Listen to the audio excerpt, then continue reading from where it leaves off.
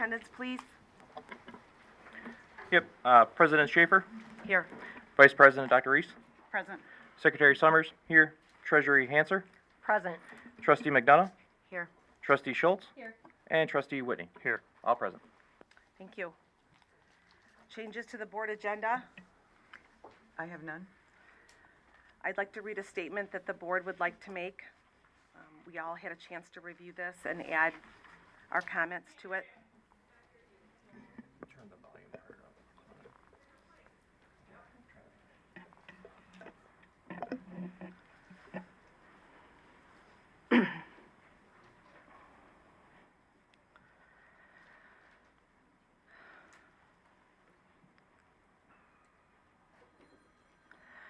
The tragedy of November 30th, 2021 shook every family in this district. Words cannot capture the profound pain and emotion that has been felt across our entire community. To all our students, our families, and staff, and especially the families and friends of Hannah and Tate and Justin and Madison, we are all deeply sorry. We can and must learn from this tragedy while helping every Oxford student continue to pursue their passion and dreams for their futures. At the same time, we also know that actions must speak louder than words. The board hired guideposts to investigate and provide a report surrounding the details of November 30th. The final report was released on October 30th. Last week, we hosted 14 listening sessions, staff, community, to hear feedback from our families and community. And we want to thank everyone who has participated and know that we are meticulously reviewing those details and requests for amendments to the report.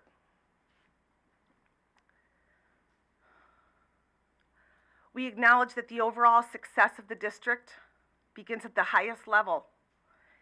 As a board, we are dedicated to providing the necessary oversight to ensure adherences to policies, taking great care in selecting our next superintendent, and increasing the engagement of our valued community. We recognize that trust is the most precious asset of a district, and we are diligently working each day within our community. We are looking forward to student advisory partnerships, community dialogues, and tapping into the wealth of knowledge that our students, our parents, our staff, and our community provides to us. Together, as we continue to honor the memory of Madison, Tate, Justin, and Hannah, we are working tirelessly to create a safer and more supportive environment for our students and our staff every single day.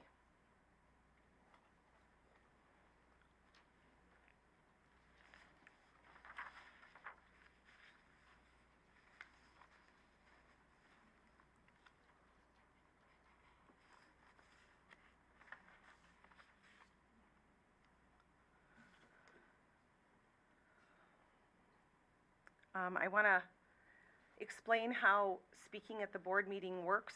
For those of you who are not familiar, there are cards called public comment cards. They are on the back reception table to the library. You need to fill one of these out to speak. You need to at least put your name and if you're representing a group and whether or not you're a resident of the district, and they need to be turned in over there to Sean and Angela, please. So if you're working on that or haven't done that, please do so, because we'll have quite a few tonight. You will have 3 minutes to speak. This is called unscheduled audience participation. So you'll have 3 minutes to speak, and there'll be a timer. The buzzer will buzz you when you have 30 seconds left of your 3 minutes, and you can use that time to wrap up your thoughts and kind of conclude your comments.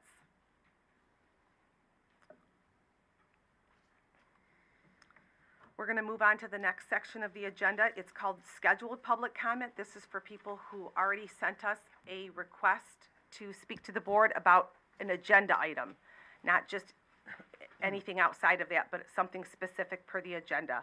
I received 3 written requests, so I will call those people to speak now. If we could hear from Mark Gillum.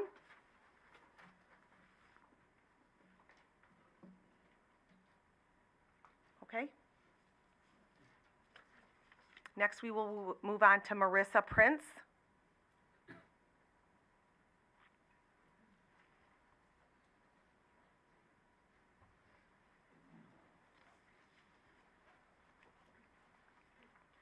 Good evening. I know tonight you're going to be choosing a search firm for our new superintendent. My youngest daughter's in 3rd grade, so I'm very vested in whoever you are going to be choosing. My request is that you choose a firm who has a far reach with a broad national network, possibly even an international search. Due to the fact that the guidepost report reveals deep internal dysfunction in the district and troubles, our recruit must be someone without local relationships, in my opinion. The focus must be on a firm whose staff will read and understand the guidepost report and what has happened here, and how the community and the families have been treated over the last 2 years. The firm and the person running the search must prioritize parent and staff involvement in this process. Since this will be a leader who is going to be with us for a long time and will be responsible for leading our wonderful facilities, staff, and students. Finally, I'd like to request that this firm and whoever is leading the search is willing to become trauma-informed so they understand the pain that this community has been dealing with, much of which has been imposed on us by the actions of the district. Thank you.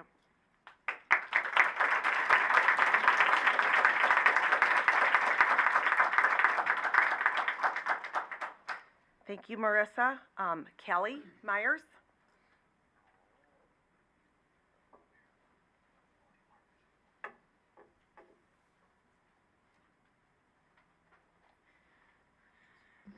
Thank you. I agree with everything that Marissa said, so I won't repeat a lot of that, but I want to reiterate that the community trust here is broken, and you do not have a good track record of hiring superintendents.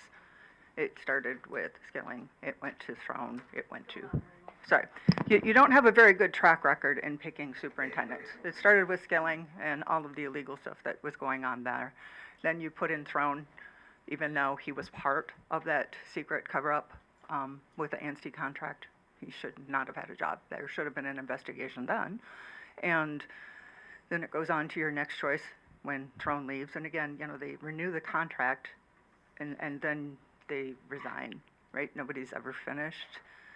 And then another one left, and now we're stuck with an interim. And year after year, every time we've asked you to please make sure you hire from outside. The last time you had very, very good candidates from outside the district, and you picked somebody inside, and then they left. They were part of the tragedy and trauma that happened. He shouldn't have been there, right? Nobody can recover and move on until those people are not guiding. So I'm going to reiterate again, for trauma, for what these students are going through, for community trust, you can't have somebody who's wrapped up in it leading. You're not objective, right? You're not going to be looking harshly at yourselves, and that's evident, right? So again, hire from outside. That needs to be a mandate.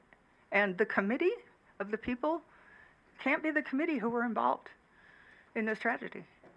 They need to be people who are not, who are taking a critical look at things and are objective. So I'm going to stress, outside, and committee members also need to be made up of the community. You need to start getting our input and listening, right? No secret meetings when you're interviewing. Let us know. No secret ballots. Let's just put it all out in the open and hire actually the best and most qualified candidate in the best interest of this community and someone who has not been involved in the trauma. Whether they're good or not, they're not objective. They're not in their right state of mind to do what they need to do. Thank you.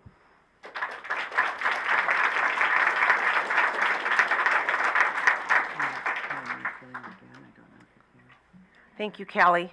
Someone said that Mark came in.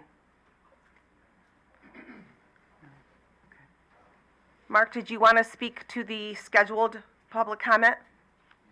Okay. Mhm.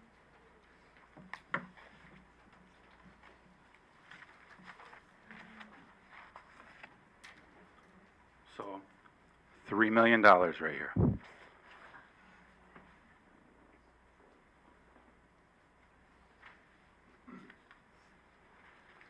I was looking over the financials, and I just have to say, it's worth looking at. I was surprised how much money you're spending on attorneys right now, and the number of attorneys that you're spending money on. I think it's ridiculous. I think you guys need to resign immediately. We have already taken action.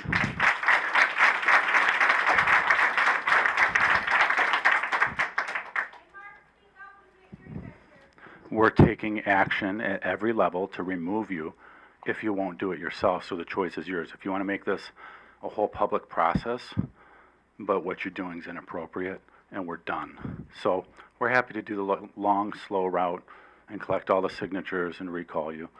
Or you could just resign out of respect for everybody in this room, and specifically the 4 people that are not in this room because of your failures.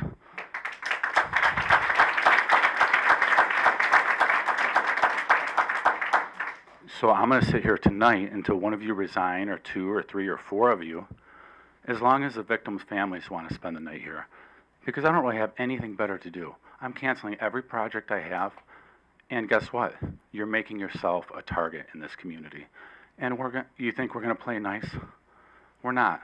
But we're going to use the law, but it's going to become very personal for everybody involved. And if you want to go there at every level, we have dead children. And you're acting like you got a bad grade on your report card.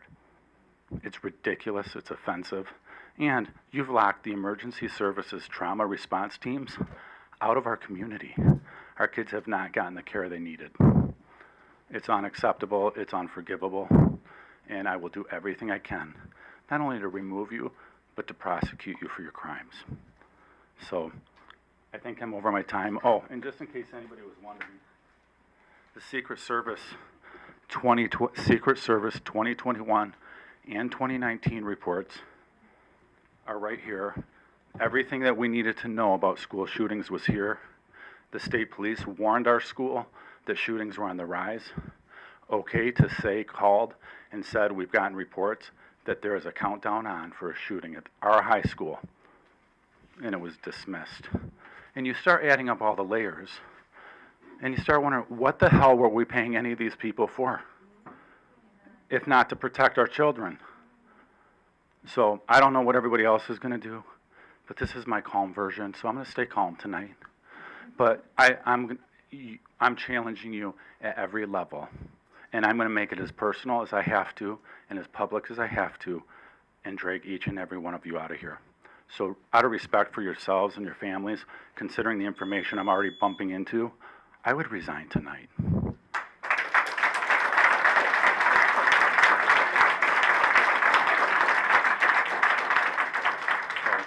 And much love to everybody here standing up for the victims.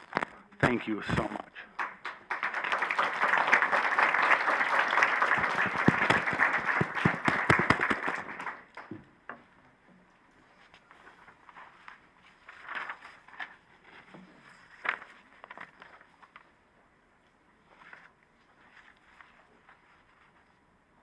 Consent agenda, please. Anybody want to read the action? Mary, Move to approve the consent agenda as presented. support? Was that Aaron? Aaron, support. Is there discussion? All those in favor say aye. Aye. All those opposed? Motion carries. Superintendent's report? I have none. Okay. Board of Education matters. The superintendent search recommendations. Anybody want to read that motion? Aaron, you want to read it? Well, the committee has to tell you who they're. Oh, okay. recommending. I'm sorry. Yeah. I'm sorry. That's okay. So the 3 of us met. Make sure you're, I think I'm on. Yep. okay. Okay. Better? Okay. So Mike, Amanda, and I met with the assistance of Angela, and Vicky, And we reviewed we had 4 applicants for companies that answered our RFP. Okay. We had a rubric. We took each of the companies, we kind of split them up, we read through the rubric, we scored them, then we went through as a group and agreed or disagreed and had discussion on how we felt they did. 3 of the groups came in pretty close in score. Then we took those 3 groups and each of us did a little investigation, contacted some references, talked to the person who would lead that group. I had MLI. I talked to John. I also talked to a board member who is not the current president in Berkeley, but he did lead the Berkeley search. I had a great conversation with John. He feels like timing is in our favor. He does think that we need to cast a wide net. And he said he's cautiously optimistic, given that, you know, Rochester's looking and Bloomfield Hills are looking. I talked to the Berkeley board member, and they gave a glowing report. They said they did a great job. They were very happy with them. They were very organized. They led the board right through, answered all their questions, answered the community questions, did all of that. So, Okay, okay, Amanda? thank you. Amanda, are you planning to move on to yours? Mhm. I was going to ask about MLI. Oh, real quick. sure. Oh, As far as what he said, wide net. What did he say his capabilities were as far as being primarily a Michigan firm? You know, he didn't really say Okay. that. Maybe I should have asked him more specifically. But he did say he thought that we would get some local, not local in Oakland County local, but Michigan candidates. Okay. But he did say he thought we should do a national search. National search. Yep. Okay. anything else for MLI? Okay. Okay, so the firm that I researched was McPherson and Jacobson. Okay, We all know that this process will be one of the most, important decisions that we as a board make, and I felt that it was imperative that the search firm that we choose understands Oxford and really what our needs are. So it was kind of through that lens that I dissected their proposal, and I just wrote down my findings, so I'll run through. Their executive summary was very informative.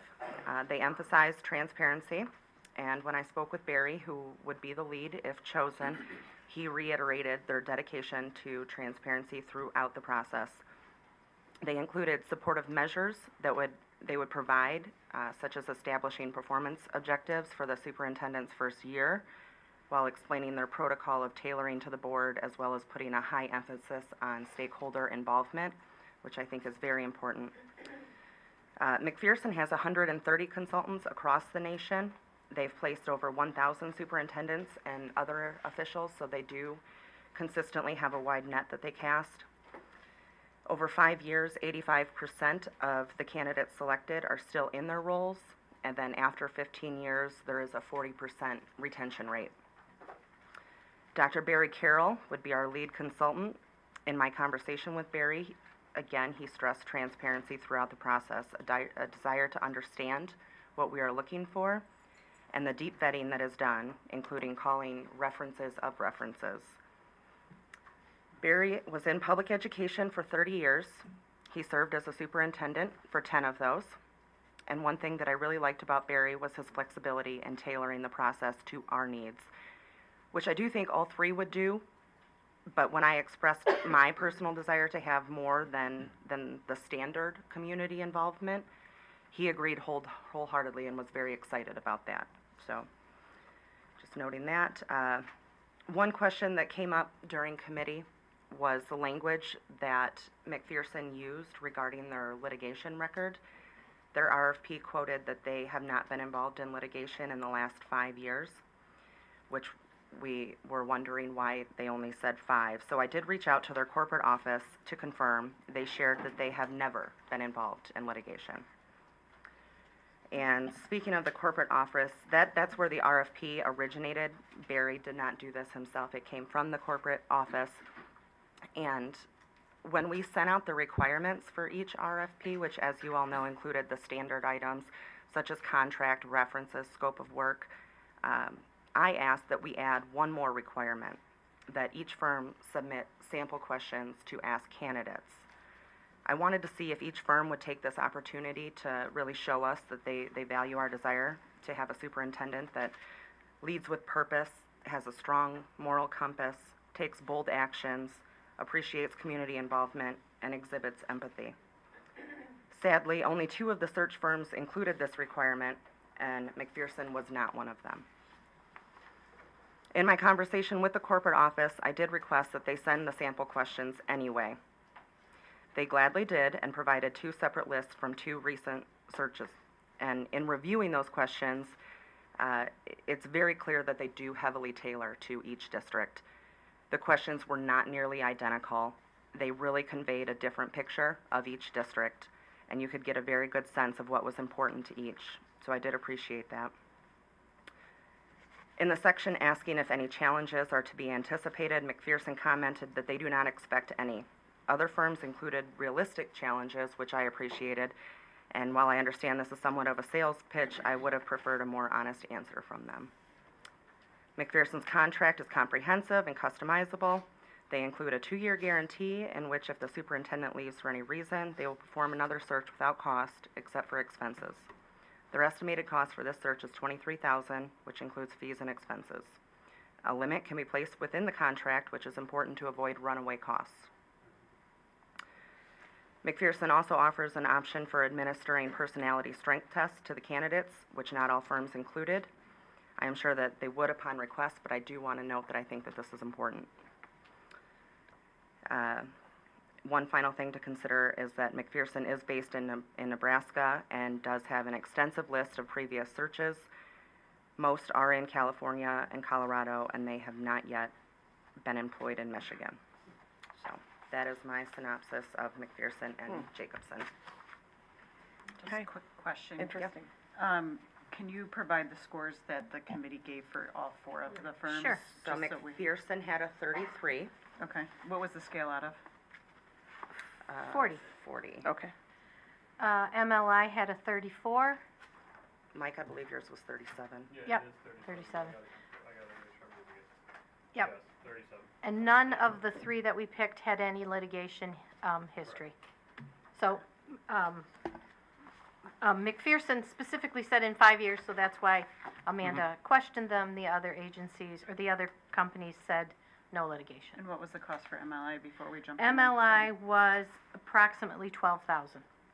But it would probably go up, if we add, that was, Additional. no, actually, that is probably closer to it. Okay. So, they were about 12,000. Okay, sorry, Mike. You can- No, no problem at all. Can I, would McPherson be what you quoted plus additional travel expenses because he would have to fly in all the time? That includes expenses. Oh, okay. And Okay. again, we can put a cap on that. They have offered Zoom and in-person if we were looking to decrease cost, but as it is now, it is including expenses to come here, to be in the community and assist us. Okay. Thank you. So Good information. Yeah, I got a question, sorry. With a cap, if we hit that, then do we have to go back and renegotiate contract and stuff? What happens then? Like, you're shaking, Yes. is that, So- so it's like starting For over from example, scratch? for example, the personality test that I referenced. Yeah. Some of the other ones had quoted different things, like the DISC personality at about $250, correct me if I'm wrong, a person. The one that they suggest would be $700 per candidate. So that would be customizable based on what we want to do. So if we have, say we want the $700 test, we want all of these things, we want you on site for these dates, that would be the negotiated cap price. And then if during we decide that we want extra services, Okay. then of course we would go back. Great, thanks. Okay, My turn, I guess? thank you. Yep, you're up, Mike. put down McPherson. I had taken and followed up with Hazard Young Atia and Associates, HYA. They're out of Arlington, Illinois. As we kind of already mentioned, they had an extensive response to our RFP and ended up getting one of our best grade. They pretty much hit every one of our asks. They are an extensive international firm. They have qualified representatives in, I don't remember how many states, but they have a list on here of many representatives across the nation. They also are a major firm, and they'll post even the job opportunities that they aren't leading. And so a lot of the superintendent candidates go to their site to look there as well, so they get a lot of traffic from that. Okay. Mike Ritchie would be the lead of our search. He's one of their vice presidents. Okay. And he is out of Wisconsin. I spoke to him though, and even on actually Friday afternoon when I called, he called me back within like 20 minutes and was, very helpful. Certainly, they do have a representative, Serena Shivers, that is out of Ypsilanti here. Oh. And so she would be helping in, the project team would be Mike Ritchie, Serena, and Scott Winch out of Wisconsin as well. Okay. So those would be the three leads. I've only spoken with Mike Ritchie. They do about 80 searches per year. That's their average in the nation. They have done searches for locals as well, Bloomfield Hills, Birmingham, Clarkston, even Oakland Intermediate actually.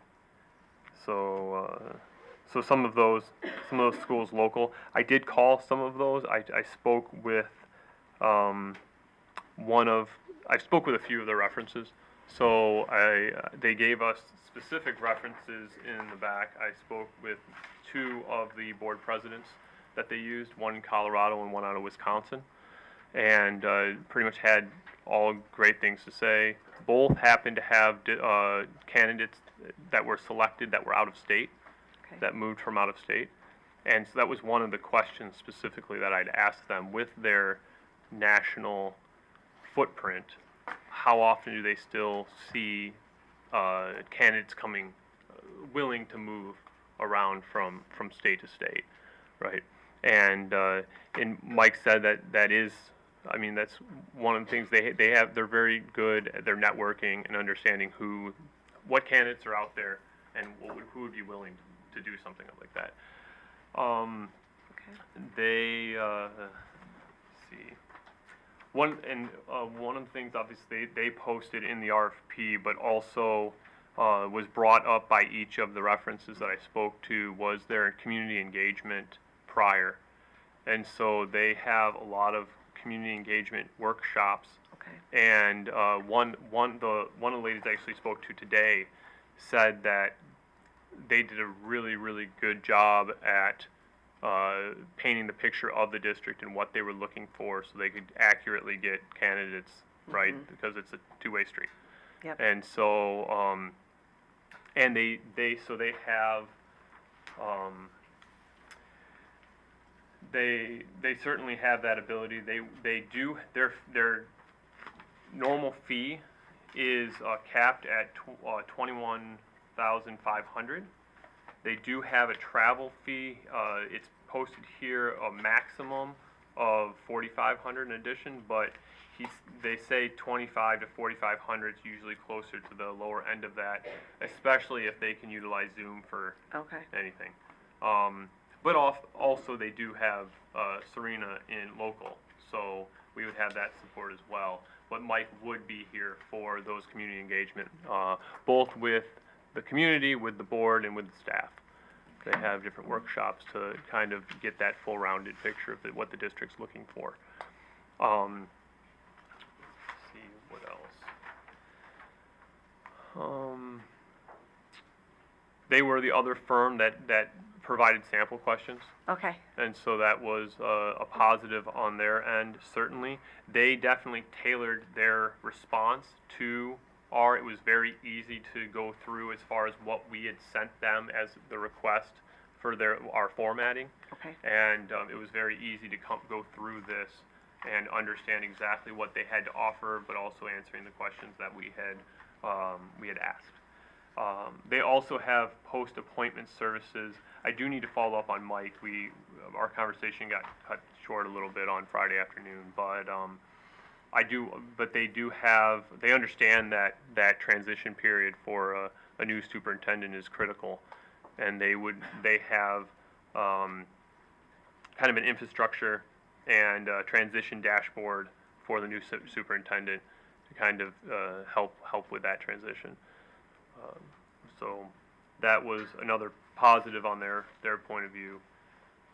Again, definitely the national footprint, which that's what I was personally kind of put some weight on. They also actually one of the things they did they put in their response challenges to a successful search, and understanding certainly the current in general the nationwide kind of environment right now, but also they had admitted there are possible challenges, but they said that they need a trusting relationship with the board, and is successful or is essential for the success. Associates are mindful of professionalism required throughout the search and when presenting to the board and the community.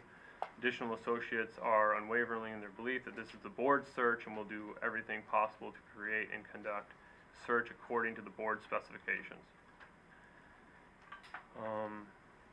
And given the local and national climate, it's brought challenges for community superintendents, boards, which have impacted searches, but they understand those and are able to, mitigate those as best as possible. So it was kind of nice to have them acknowledge that, though. We did have some that said there will be no challenges. okay. So Well, and there's just a lot of schools looking right now. That's a Correct. challenge within itself, Yes, for sure. especially here in Michigan. We have, how many in Oakland County are doing superintendent searches this year? Somebody said it. There's at least 8 in the state of Michigan right now. Right. At school districts similar size to ours. Yeah. Then the fourth company was MASB, correct? I read Correct. in the- And yes, and they scored the lowest. As a subcommittee, we would recommend the top 3 scorers, because they were pretty close. And I didn't go into much detail about MLI, MLI, my company, because we're gonna recommend all 3, and then bring them all here in a couple weeks is our hope, and then we can interview them as a board. And they'll do a presentation, so that's our recommendation. If Okay, anybody has any more questions?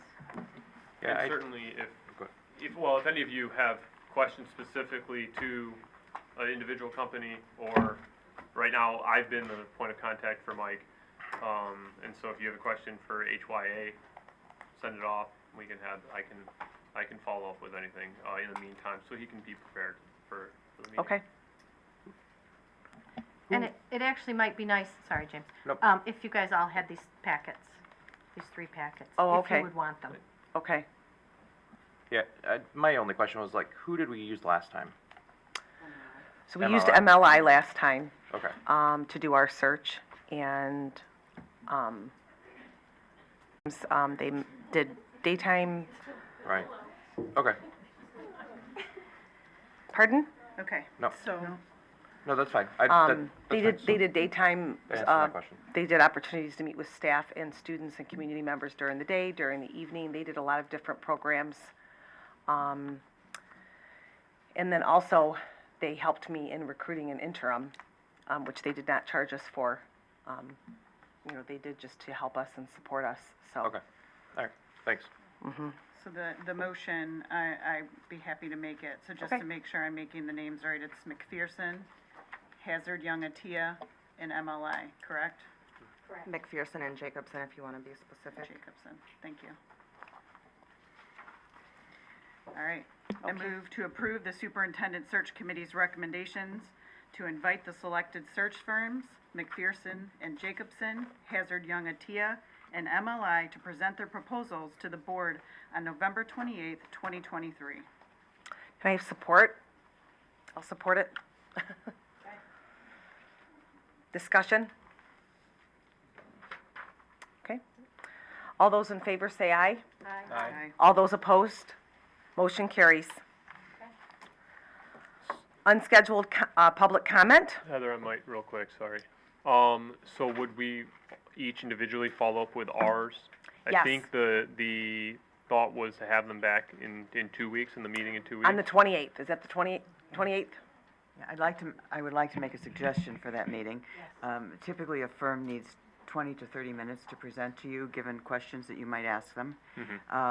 If we start at 6:30, that is fine, but then that gets you to your normal business at 8, if it's possible, and you could start a half an hour early, or if that's convenient, then it's not quite straight, or an hour early. Right. And then I would also suggest that as you talk to them, if each of you are going to call the company, you coordinate the times you offer so that we don't double book. Okay. And Angela can help with Yeah. any of that. Okay, if we work with Okay. Angela on that. Perfect. Okay. Help us with that. Okay, thank you. Okay. Are there additional ones?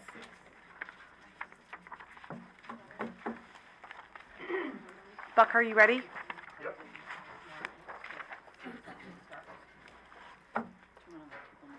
Pardon?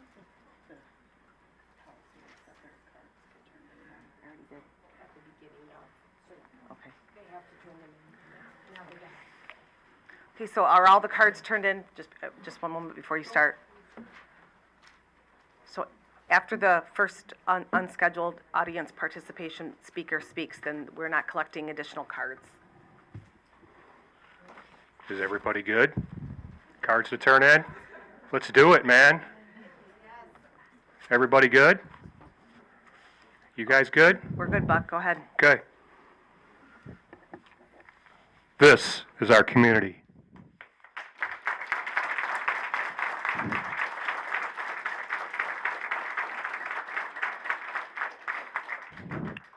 This group consists of community members, students, neighbors, friends, and teachers in the district. Not all want to speak, but being here speaks volumes. We are done with the deflecting and the denial.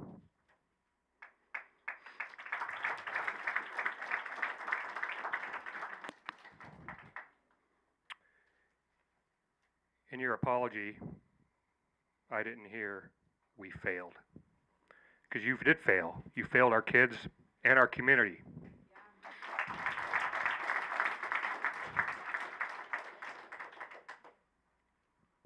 Four kids were murdered on your watch and in your house.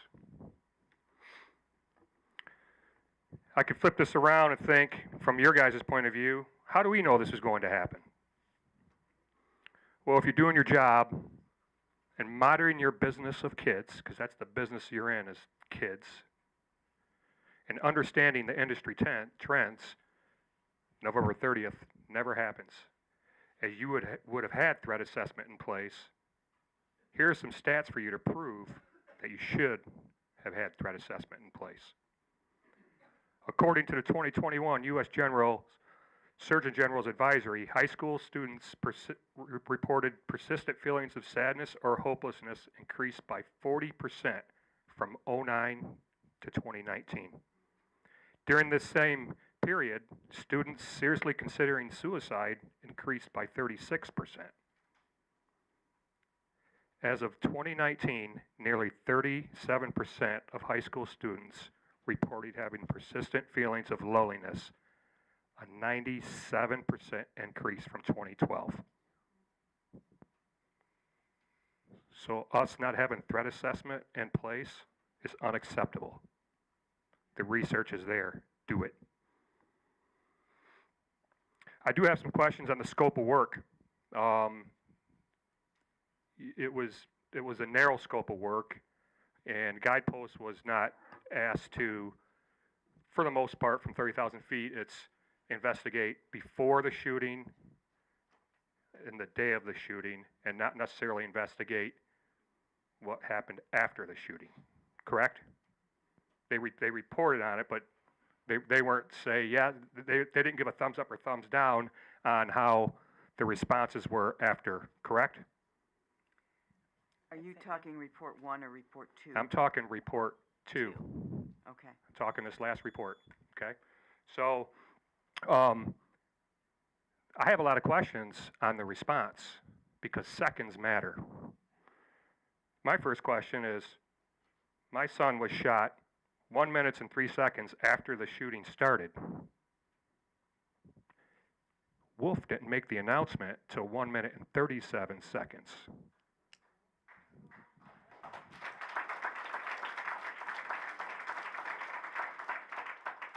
Seconds matter.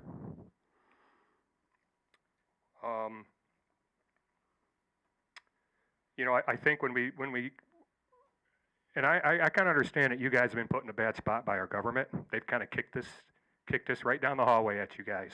But that's the spot you're in. And you better buckle up and take on that responsibility.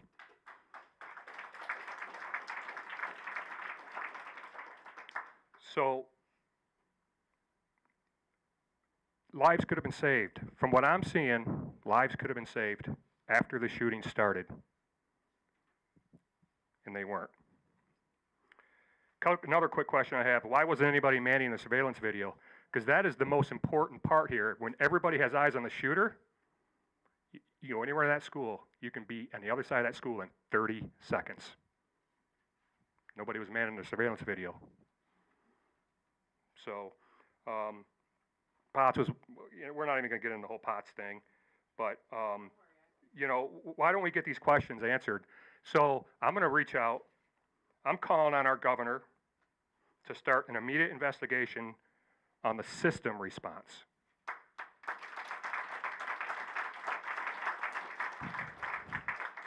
Because none of us know whether it was adequate. Do you, Mike? Amanda? Heather? Aaron? Do we know if, like, it was seamless and perfect? I'm not saying it was or it wasn't, but seeing some of the stuff after the shooting, it doesn't appear like things happened fast, and they should have happened faster, because seconds matter.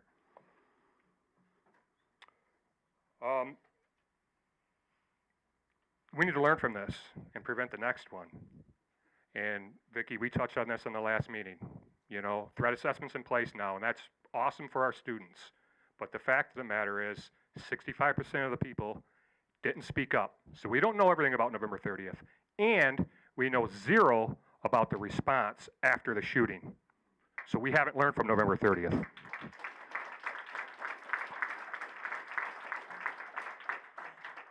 In closing, appreciate the apology, but I didn't hear an admission of failure because you failed us. Our government has failed us, and I'm going after them next. And I'm not tired, and I'll take this battle to the grave.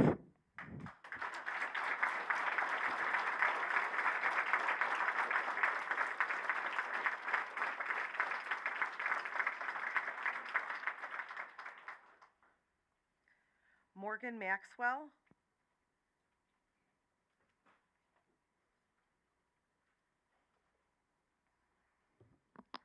Hi, my name is Morgan Maxwell. I'm a senior at Oxford High School and was a sophomore when 4 of my classmates were murdered in a completely avoidable tragedy. Like many of us in this room, I have my own story of what happened to me in November 30th. I have nightmares about my friends getting shot and me just being there and I can't do anything about it. Those images play in my head over and over again. Have any of you ever felt like you're gonna die, genuinely believe that? Because I have.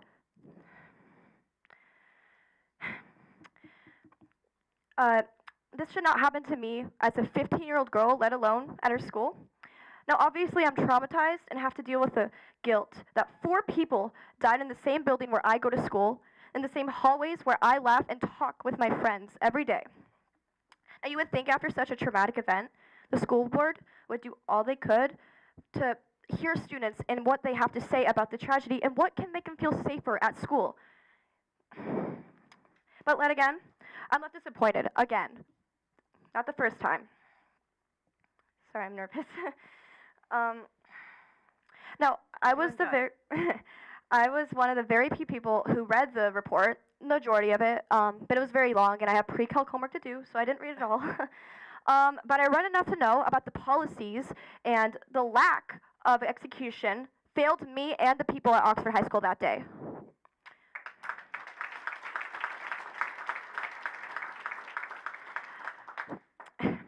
Now, I am aware that you guys have made changes since then, but quite frankly, it should have taken 4 kids dying for you guys to realize that your policies were horrendous.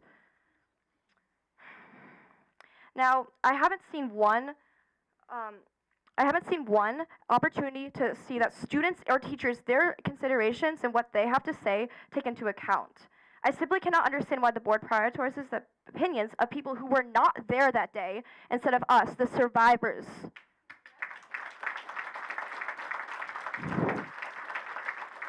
So here I am pleading with you grown adults to finally listen to us.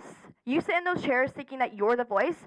No, you're the voice for us. You're here to voice our opinions and what we need. You need to protect us. You mentioned at the beginning, you mentioned trust at the beginning of this meeting. Let me be the first of all these students to tell you that you do not have it. The board failed us 2 years ago, but you know the great thing about history is you can learn from it.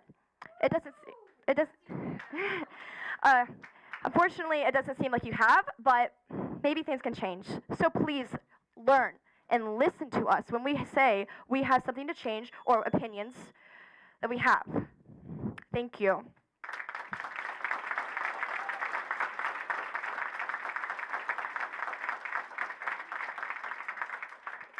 Thank you, Morgan. Ali Tarak? Tarek? I apologize. Happens all the time. Everybody can hear me back there? Good? Okay. I'm currently a junior at Oxford High School, and during the 30th, I was a freshman. I have 3 minutes to address you guys, and ironically, that's how long that we were told that there was a shooter active in the building, which turns out in the investigation was 9 minutes. I was stuck in that building for 20 minutes until I was walked outside by gunpoint. For some, they were stuck in there far longer. For some, they were told, whatever you do, don't look down, because you're walking over a crime scene. For 20 minutes, I sat and I cried. I told my friends and my father that I loved them, and I believed that I would die in that room. Now, obviously, I was able to walk out unwounded and alive, but not every student had that same opportunity. And though I'm still breathing, every moment moving forward is a struggle. I struggle with the death and suffering of my friends. I struggle to walk back into that building. I struggle to live a normal life, and I struggle to learn because this has changed me and I do not feel safe. Oxford administration never explicitly claimed any responsibility, admitted wrongdoing, or apologized. The board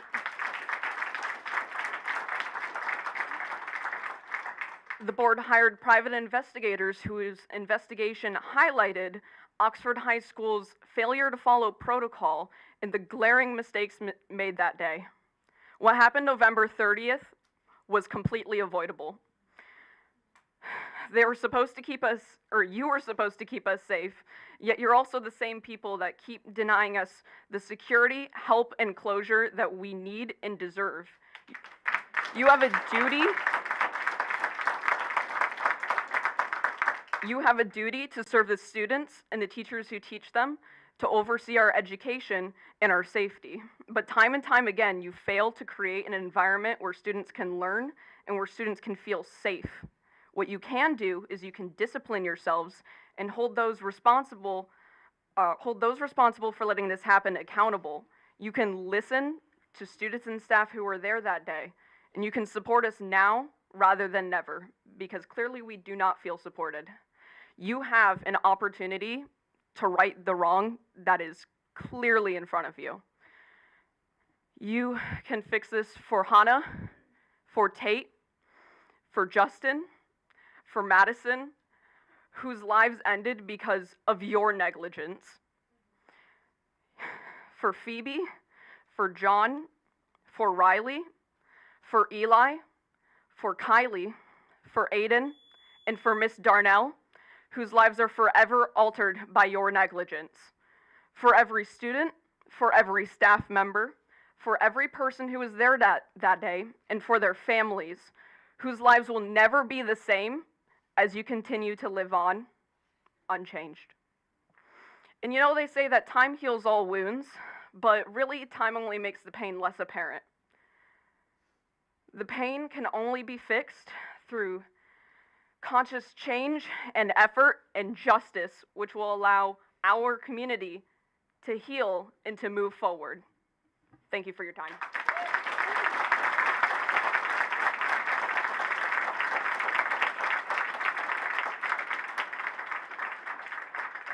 Thank you, Ally. Olivia Upham.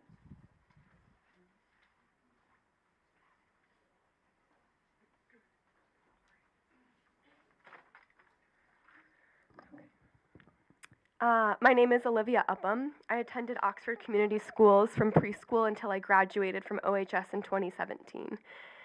I also taught a class of 6th graders during the 2021-2022 school year right in this building. My youngest brother, Keegan, was a junior at the time of the shooting. I know I have a shamefully short 3 minutes of your time, but there's a few critical things I need to impart on you as someone who has spent 75% of their life as a wildcat. Someone who locked down with 11-year-olds, and someone who can never quite hug their brother the same way, though I'm grateful I still can't. I, like everyone behind me, hoped against hope that the report would offer a shred of transparency so that no other community had to endure what the Oxford School District contributed to causing. I know that some of you joined or were handpicked to be on the board after the shooting and not before. But it's been 714 days, and the report is riddled with all of your failures. I read the report in one sitting and found it imperative to reiterate some sickening figures for you and for this grieving community. The phrase could have shows up in the report 52 times, as in you could have made OCS employment contingent upon participating in the report, as in you could have made sure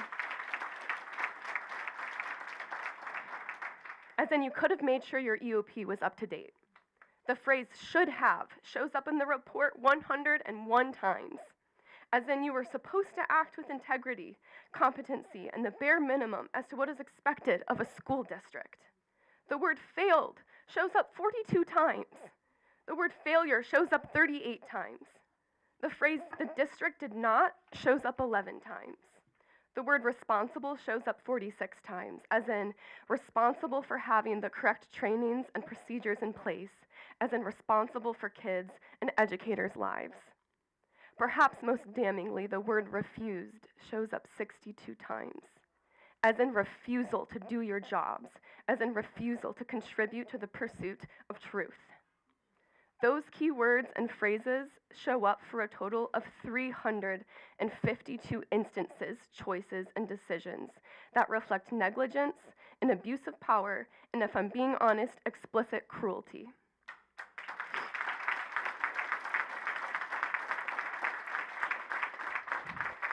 352 choices that could have saved children, helped us heal, provided answers, and prevented any other community in the U.S. from having to endure such depravity. I don't know about any of you here tonight, but if I deliberately obstructed my duties, lied, was incompetent, and made the wrong choice 352 times, I would not have a job. I would not have 714 days of second chances to abuse, So with this, I am telling you all and the other employees named in the report as bearing responsibility to resign.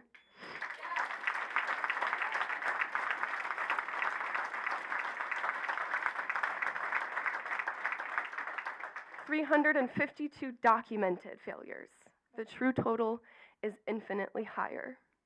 352 choices to not do the right thing. I hope you think about the fact perhaps just a single different choice could have landed this community in a different place in a world where a shooting didn't ravage our sense of peace, hope, and self, and perhaps 4 children.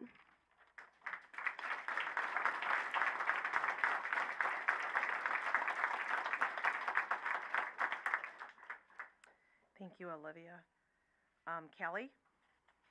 Rosner?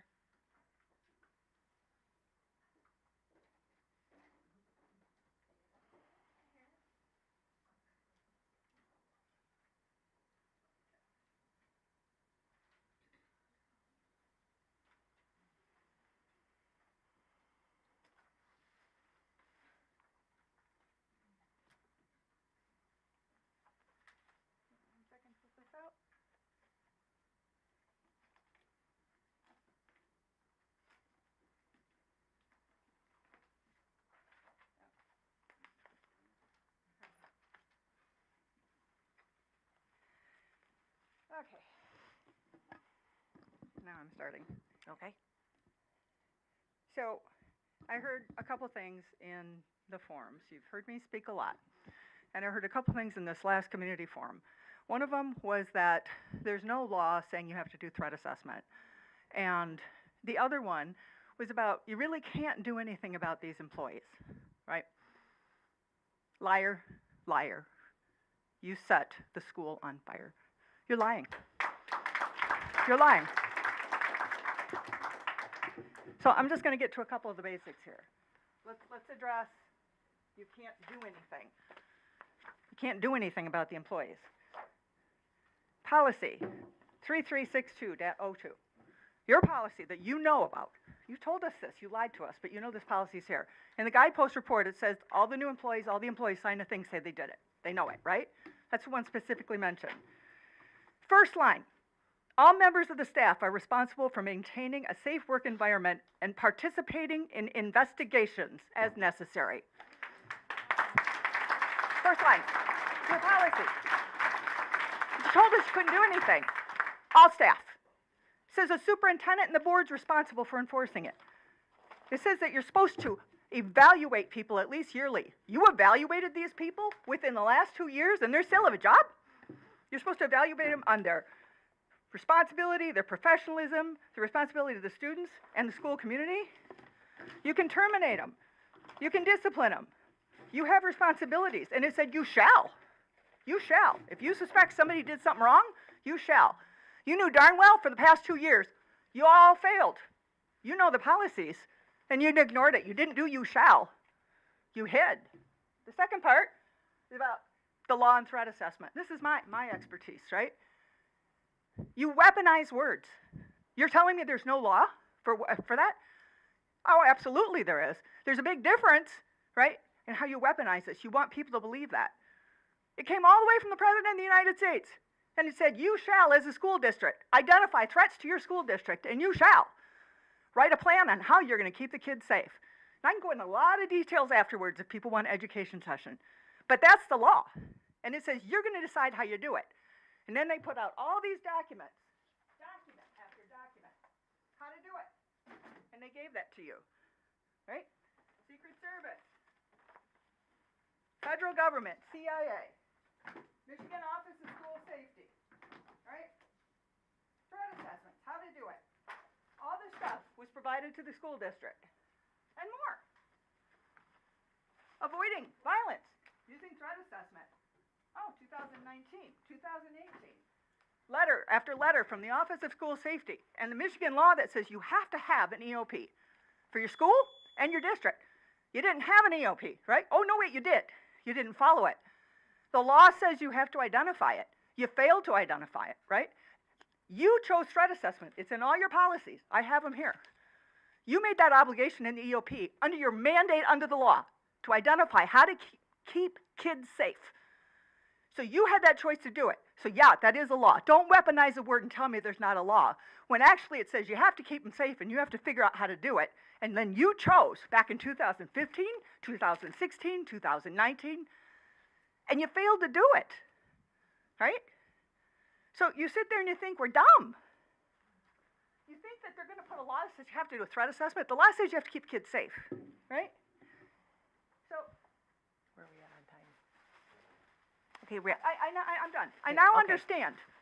It's people like you why they have to make mornings like this. Okay, you need to resign.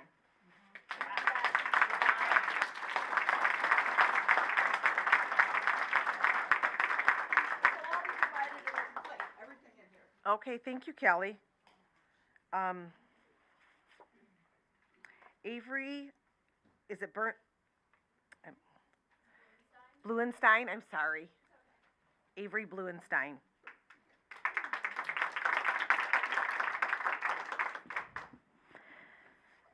Hello, my name is Avery Bluenstein, and I'm a junior at Oxford High School, so I'm 16 here today. I was 14 when a gunman shot and killed students less than 20 feet away from me. I was 14 when I sat in silence and prayed for my life. I have been left with the scars of PTSD, grief, and worst of all, guilt. I have to live every day with the guilt that maybe, if instead of just going straight to class, maybe I would have complimented Hannah's pants that day. Because we were supposed to be in the same 5th hour class. That guilt sits with me every day like a brick on my chest, but it's not my fault. I'm sure you guys know how guilt feels, but the difference between us is my guilt is not my fault.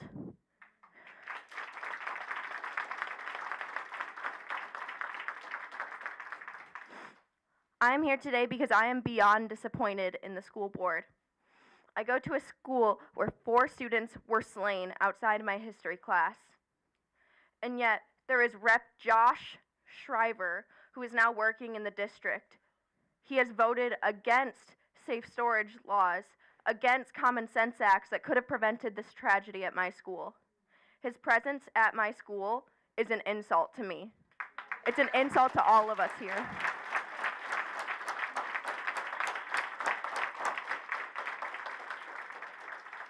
We are pushed to stay quiet, to stay with our wounds and hold them in. You say you care about students while you sit and let us suffer, while you welcome people like him into our district who are against safe storage acts that save children from guns. No one has asked our opinions explicitly. No one on this school board has called upon the student body, the survivors of November 30th, to speak at all. You're hypocrites. Is not the justification of the school board to help students and teachers, but you failed us.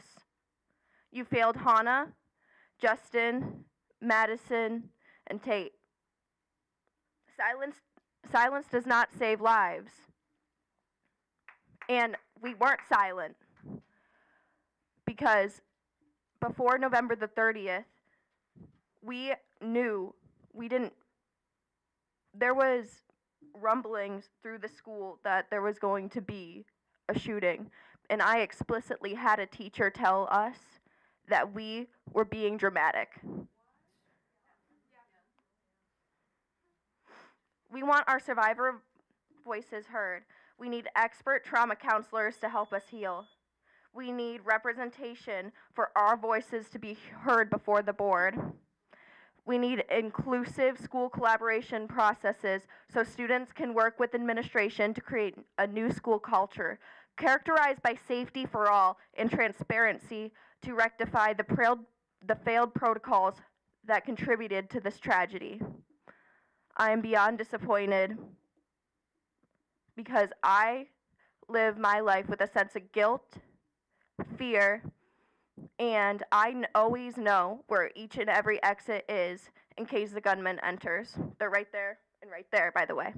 Thank you.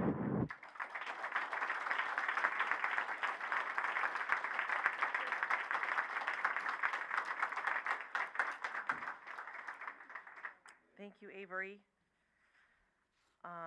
Charity Wilkowski.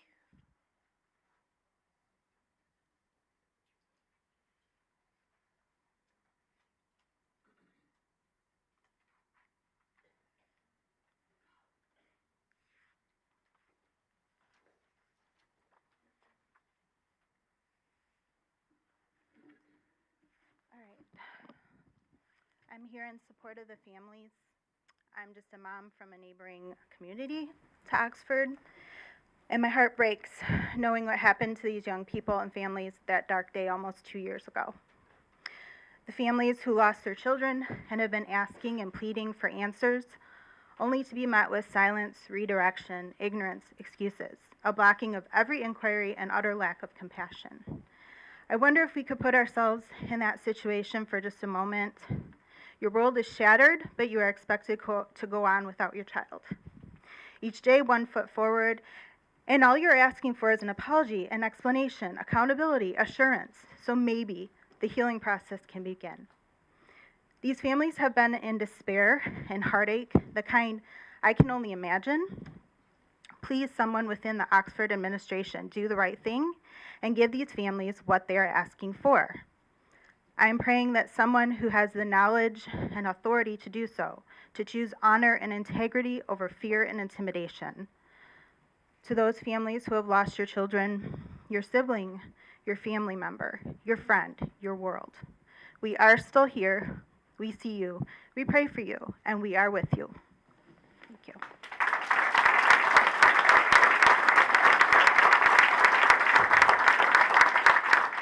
Thank you, Charity. Gazelle Gillum. It's Giselle, by the way. How are you today?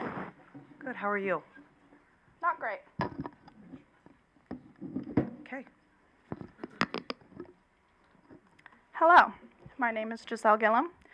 I'm a junior at Oxford High School, and I'm here to kick and scream and stomp my feet. I am traumatized. I'm wounded, I'm bleeding, I'm hurting, and I'm tired of fighting this war. Because of you. But I promise you, I am not broken. Broken people cannot see issues. Broken people do not search for the solutions. I recently had a confrontation with Mr. Stephen Wolf in our high school, where I asked him how he justified showing his face in my hallways.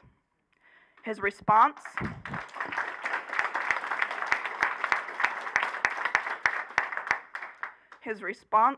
was, and I quote, "Well, because I belong here." This is an accurate representation of the demeanor of the board and administration since the day of the shooting.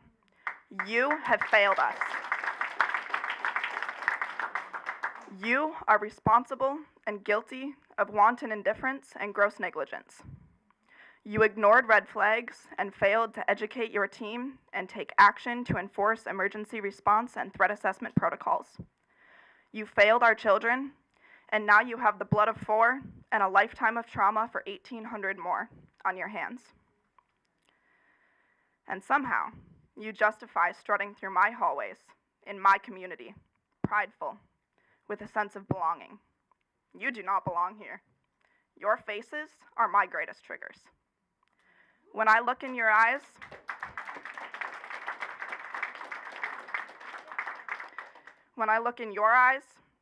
I see my wildcats bleeding out, and I see your smiles. It's disgusting. You have withheld the right for us to heal. You have silenced us and shut us up since the day of the shooting. Before that, actually. God forbid we ever speak up and say the truth. God forbid someone finds out that we're really struggling. You had the required teams of trauma and crisis response personnel at your fingertips, ready on November 30th to come in and help us recover and process. You turned them away, every last one. Instead, you brought in an ignorant whack job who was unlicensed and uneducated, who we know as not Dr. Henry. He was the only person who would assist you in silencing us. He told us not to bring up any form of the subject out of fear for triggering each other. If we had been able to tell our stories, we would have known what each other's triggers were. which we later discovered was you. From day one, you people have shut us down. You invalidated our emotions. You told us we should be fixed. You ignored our cries for help, and you put Band-Aids on our bullet holes. What kind of support system is this? Friday night, after the shooting at the community vigil, my friends and I were trampled in the running crowd on a night that was supposed to be a moment of magical healing as we stood together. Instead, we were re-traumatized and put through our own living hell yet again. Parents and community members felt just a fraction of the pain and trauma students experienced on November 30th. We received no additional crisis care following this event. Then a couple weeks later, I was surrounded by deputies and flashing lights at the Legacy Center after getting blueberry muffins with my friends. My dad and I were questioned for over 45 minutes. They threatened to arrest him and take him away from me just for being parked there. Because of all of it, I lost the ability to attend the community healing events they held there for students like me. So why did they do this? It's because he was speaking out at board meetings about what you've done. I can't help but wonder, will I be next? What if I speak up? Will you threaten to arrest a child too? Yet again, with no regard to my health and well-being, re-traumatized and reliving my own hell. Again, just a couple weeks ago, during a meeting with me and the principal, I was broadsided when Mike Brennan unexpectedly joined the meeting and verbally attacked me. He attacked my position and the points I brought up regarding the report. I sat and listened to him discredit the guidepost report, calling it subjective, as he dismissed my trauma, all while missing my classes for an hour and a half. He told me that my 4 dead classmates and their deaths were a matter of opinion.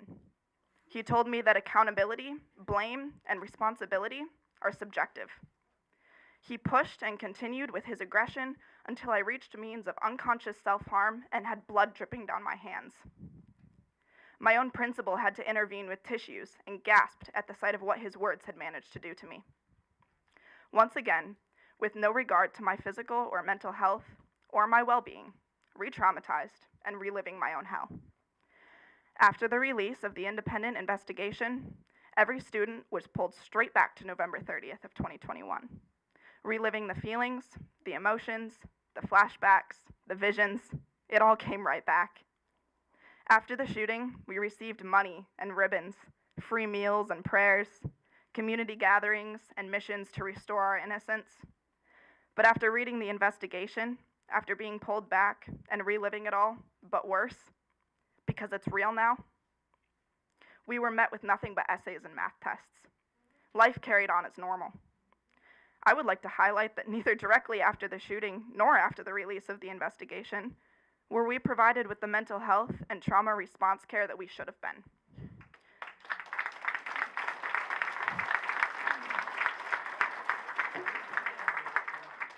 May I also ask, how do you justify granting men whose actions assisted in the death of 4 children promotions over the entirety of the district or working with troubled children?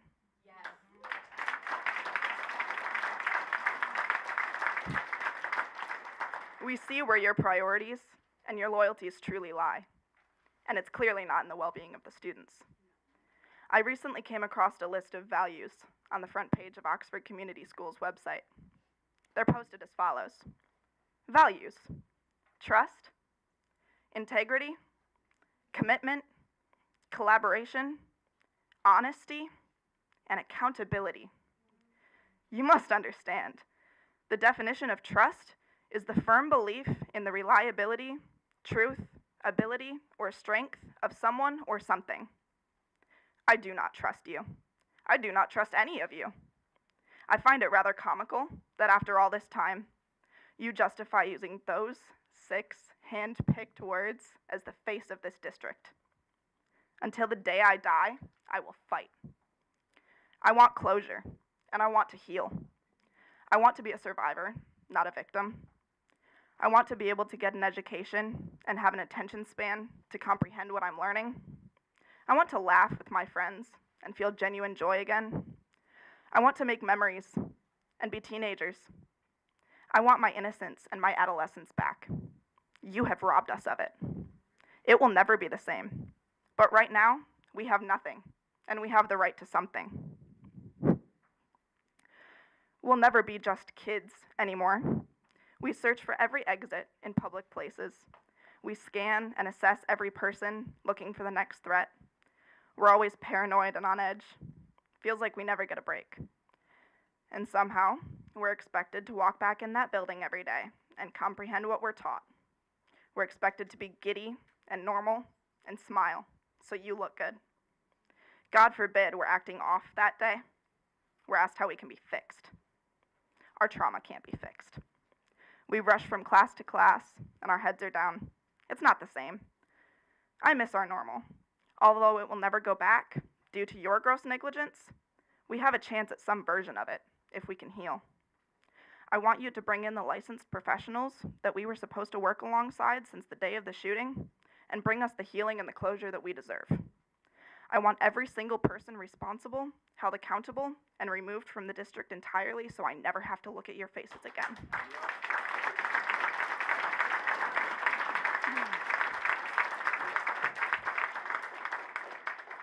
I want a memorial, a real one, not created.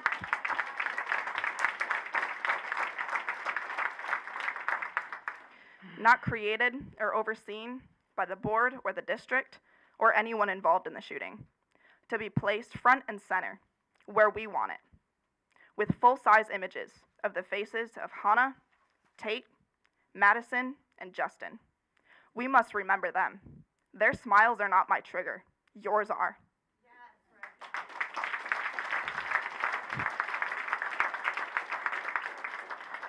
And lastly, the entirety of the academic wing of Oxford High School needs to be torn down.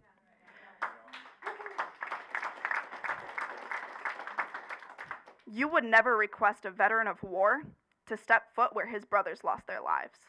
Why should our children be forced to do it every single day?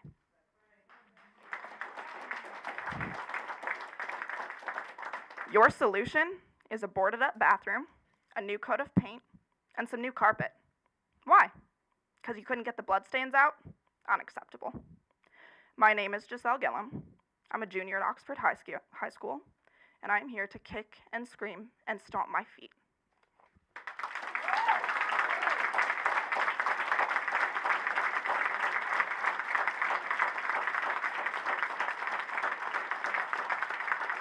Okay.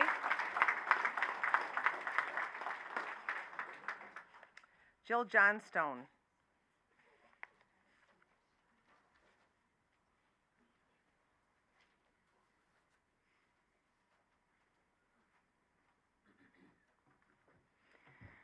My words are not nearly as powerful as any of the words that I've heard tonight, but they mean a lot to me, and this is what I have. As I've expressed previously, I love our district. I have 3 children in the district, 2 with learning differences, and have been completely impressed with our elementary and middle school, and always believed that we must have exceptional leadership at the top to make all the things happen for my kids that have happened. With that experience, after the shooting, I trusted that the leadership in our school would live by the values they profess: trust, integrity, commitment, collaboration, honesty, and accountability. To the families and students who have lost so much, I am so sorry that I wasn't paying attention. When a child makes a mistake in elementary school, they get to fill out a form called a think sheet. This paper gives students an opportunity to reflect on the actions they took and the results of those actions. They're encouraged to think of a way they could have handled things differently, and finally, they come up with a way to make things right again. Think sheets teach our children about each of the values I just mentioned that our district claims to have. They aren't about punishment or blaming. They're about considering how to improve. Looking at these think sheets has helped me as a parent. We all make mistakes. If we want our children to take ownership of their actions and behaviors, we must also model doing so ourselves. Thinking about poor judgment calls and pain that your actions or inactions have caused another person is a difficult but necessary step in creating an environment where people feel safe. It allows a relationship to regain or maintain trust. It shows commitment and integrity when you do the right thing, even if it's uncomfortable. Being honest with yourself and making the needed changes to prevent a mistake from happening again is exactly what we teach our children and what we should expect it, and we should expect it of the institutions that teach our children as well. I consider the guidepost investigation to be like an adult district-wide think sheet. Our district declining the Attorney General's multiple offers for an investigation and the low 35% participation rate with the guidepost investigation indicates a culture problem at the top.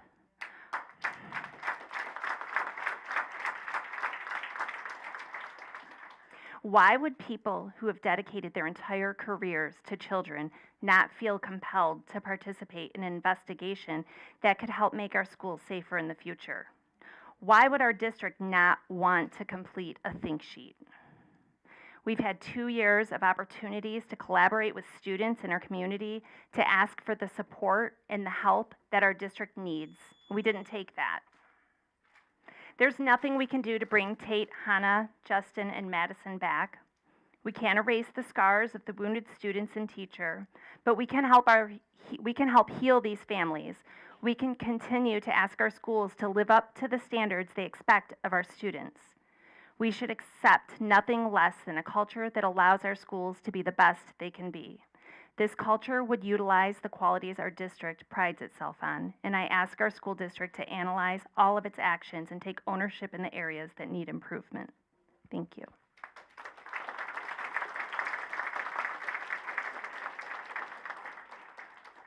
Thank you, Jill. Shane Gibson?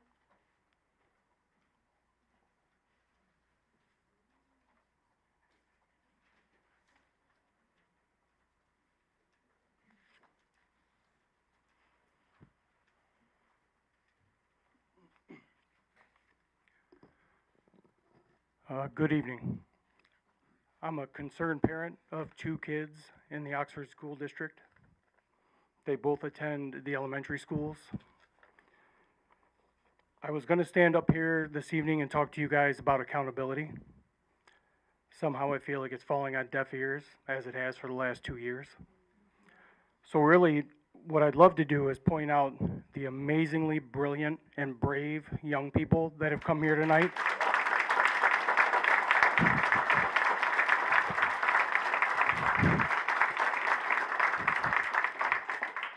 They have spoken so eloquently, like nothing I could say could even come close to the impact that their voice has. You guys should listen. 2 quick things, and I'm going to give the rest of my time back because I'm hoping there's a few more out there that still need to speak. One of the things that you had mentioned about the company McPherson was that they were offering transparency. That's important to you? Because it's important to us too.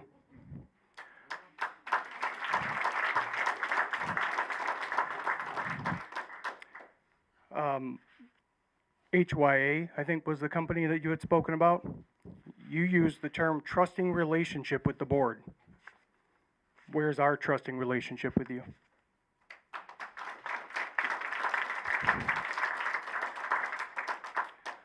Again, I want to give the rest of my time back. Love this community. These kids are brilliant. They're amazing. Open up your ears and listen to them, please.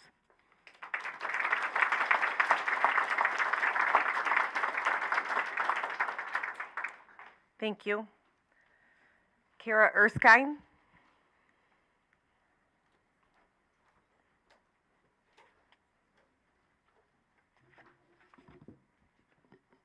So I had a speech ready, going, but they're saying it.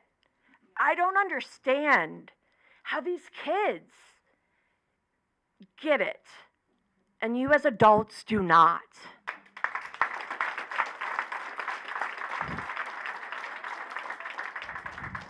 Time and time, today, last board meeting, the board meeting before that, every board meeting for the last 2 years, they are saying they want Mary gone, Heather gone, Colleen gone,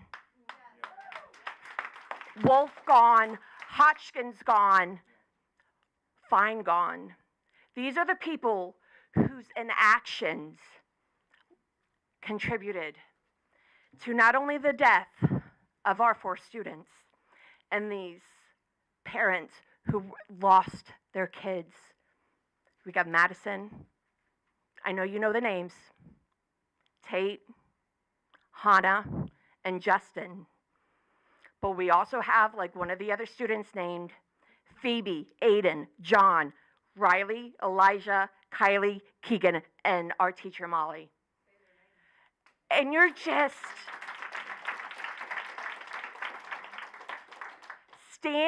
sitting there, watching us stand up here and beg and plead, stone-faced. All of us are breaking down, wiping away tears, hearing these kids speak for what they want, and nothing from you. And we got nothing from you for the last 2 years. We want you gone. Now.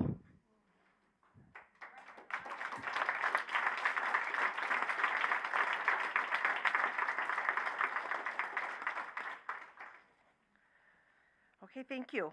Marissa Prince.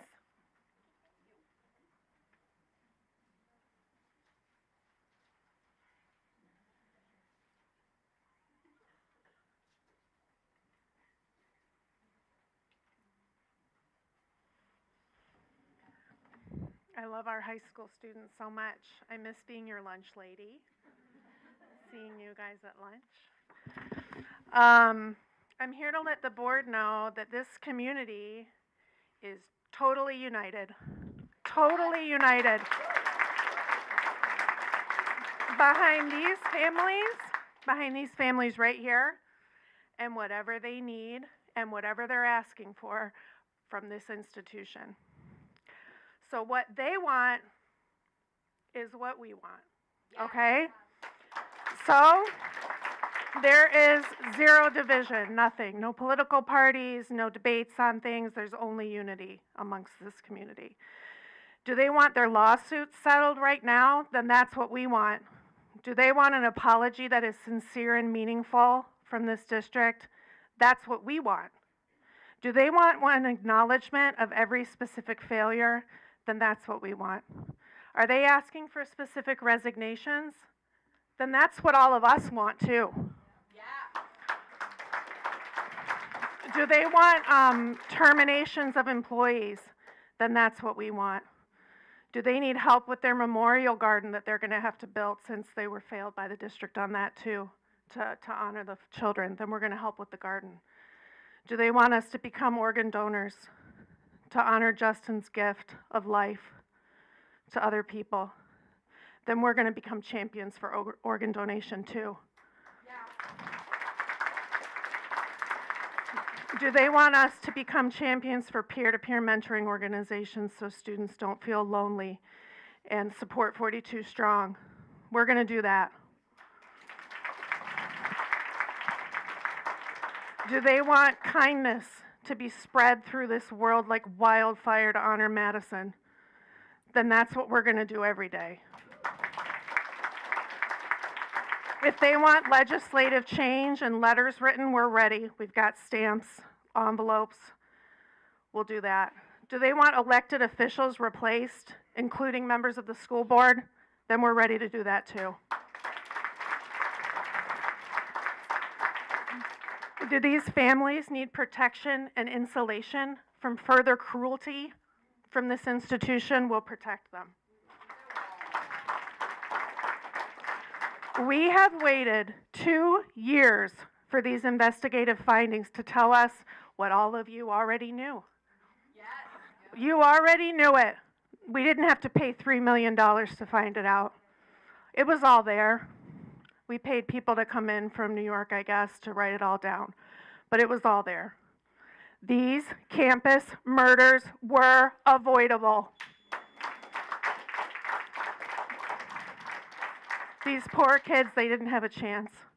The district was responsible for keeping them safe and secure, and they failed our students and our staff. I look forward to an adequate response to this report And I personally stand ready to support all of your families and those of the injured with a lot more than just meal trains.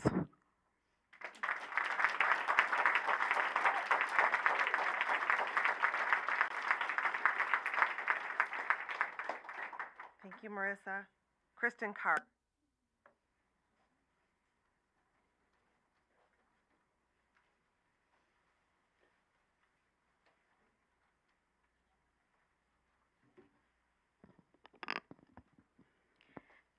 I just want to start by going over the values of Oxford Community Schools. I know Giselle said it, but trust, integrity, commitment, collaboration, honesty, accountability. When I'm done talking here, I will have this to give to you. It is a formal complaint from your board policies and your district policies that we are able to file against you. This complaint is against Heather Schaefer, Mary Hanser, Superintendent Vicki Markovich, professional staff named in the guidepost report, administrative staff named in the guidepost report, all individuals who failed to present themselves or failed to cooperate with the guidepost investigation, as discussed in the guidepost report. There are plenty of parents that have signed this already, and I'm sure more will after I'm done. We, the undersigned, are submitting a written formal complaint against the individuals listed above. This will require a board decision or action. Therefore, we are requesting a hearing by the board on this matter. It's in accordance with your district policy 9130. The express and unambiguous intent of the undersigned complainants that the actions we are requesting is immediate removal of these individuals from any aspect of the operations of Oxford Community Schools, and that Oxford Community Schools immediately begin disciplinary actions against all individuals listed, and make a formal request to the Michigan Attorney General and Michigan State Police regarding the suspected gross negligence and wanton indifference of these individuals in their individual and institutional capacity. This complaint is being made on behalf of my own children and on behalf of every child in Oxford Community Schools on 11/30/21.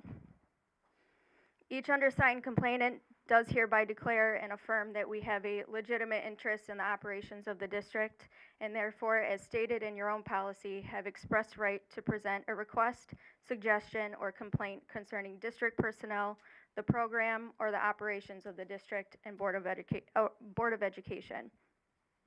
This complaint contains information pertaining to the Michigan laws and district policies that Oxford Community Schools violated, and includes events on and before 11/30/21 and subsequent actions to this date. The allegations in our complaint, the parties listed above failed to provide for the safety and welfare of district students on and before November 30th, 2021, resulting in the deaths of 4 students, the injury of 7 others, and immeasurable trauma caused to the entire community.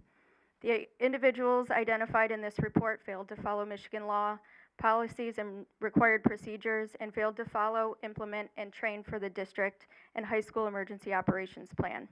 They were and are aware of their legal and ethical responsibilities under the emergency operations plan, and attested that they were and are aware of their duties and responsibilities, and that failure to follow the EOP can result in injury or death. I'm going to keep going. Additionally, Superintendent Vicki Markovich has had the duty and obligation to provide factual information to the public, provide proper notification to district families and the public, and provide proper crisis support to survivors, victims' families, and the community at large since the beginning of her tenure. She has failed to do so, resulting in the degradation of the mental health and well-being of those listed above. Furthermore, it was critical that the Board of Education Superintendent Markovich mandated Oxford Community Schools personnel to cooperate with Guidepost Solutions in independent investigation as a condition of employment. Those who did not comply with the request for cooperation with Guidepost violated their responsibility to Oxford Community Schools in accordance with the district's policies and guidelines.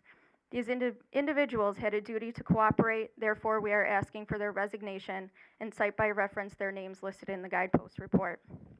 It is clear and evident that the individuals named in this complaint violated MCL 380.113B from the revised school code and its requirements to provide for the safety and welfare of district students on and before November 30th. They failed in their requirements and duties to follow District Policy 1210 and abide by MCL 380.1308B, resulting in their gross neglect of duty and wanton disregard for the safety and welfare of staff and students on or before November 30th, 2021.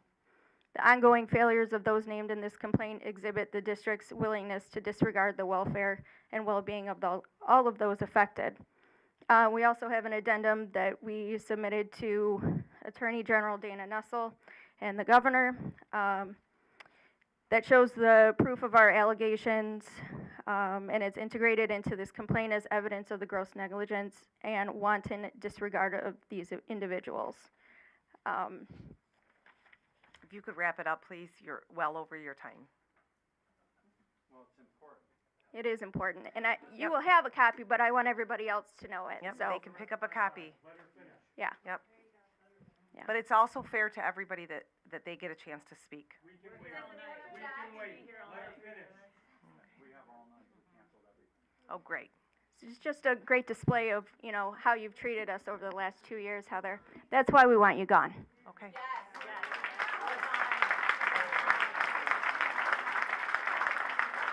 Okay. I'll finish up though. This complaint was made pursuant to MCL 380.1107 from the revised school code of 1976, which allows the governor to remove a member of a school board from office if the governor is satisfied from evidence submitted that the member is guilty of gross neglect of duty, corrupt conduct in office, and any other misfeasance or malfeasance in office. Thank you.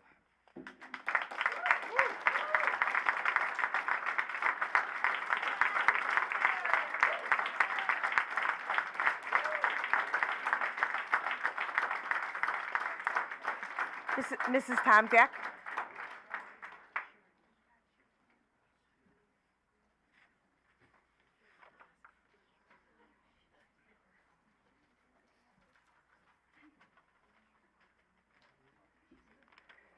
I was only your brother's teacher, Heather. You don't have to call me Mrs. Tomczak. Sorry.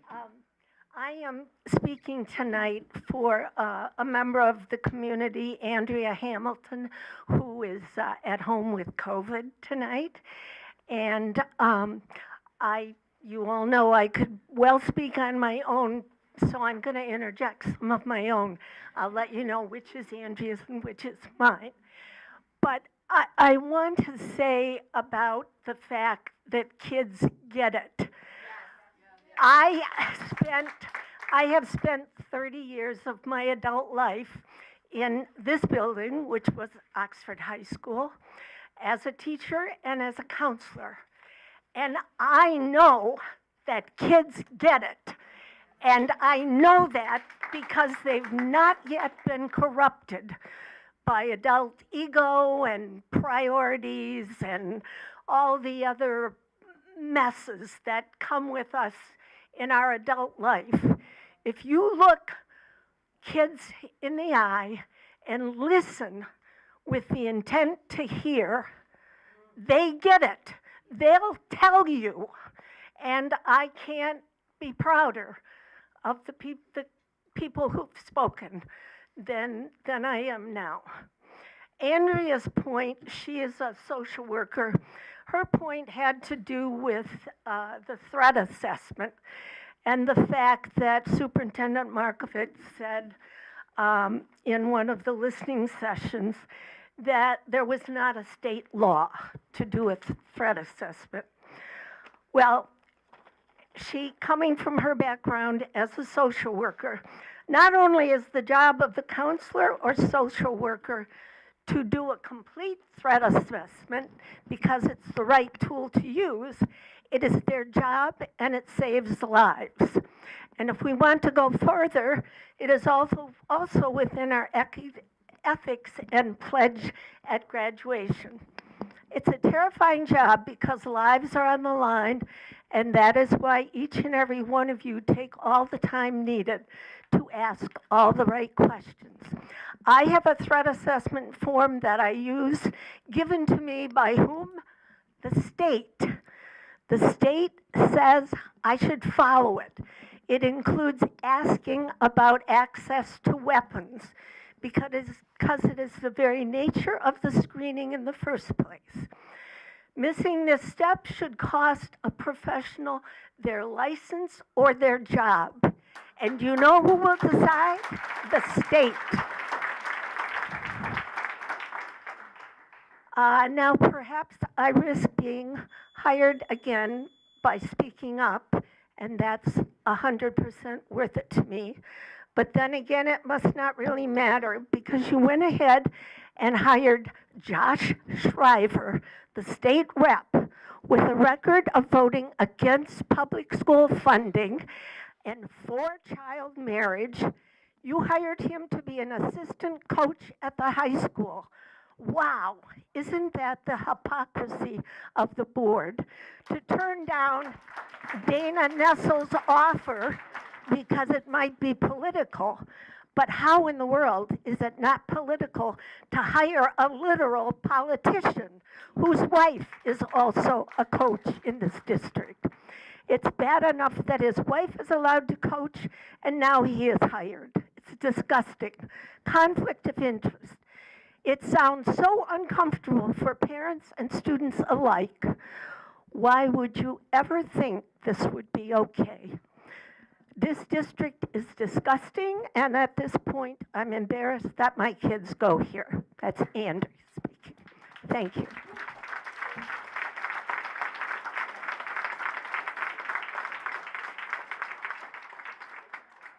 Okay, thank you, Mrs. Tomsiak. Laura Lucas.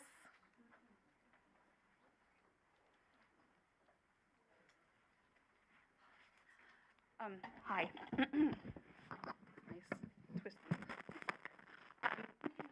Very clear. I have not spoken in front of any of you in this capacity so far. It is far past time that I stood up and just said at least something. When I think about the trauma that happened to us, I think of two very distinctive entities. One, there was a trauma where I sent my daughter to school, never to come back the same.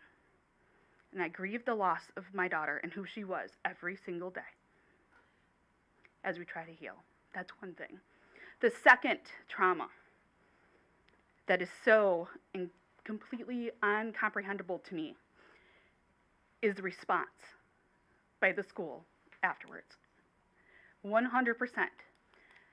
And while I have not spoken in front of you in this capacity before, I have watched every board meeting or been to a board meeting. I've seen everything that happened. And for the last 23 months, I've watched gaslighting, lies, denials. Unbelievable. And I know some of you are newer. That doesn't make you any less culpable. I understand that there was supposed to be someone come speak to us today about how accountability is not blame. There's been a lot of blame that you guys have earned over these last 23 months.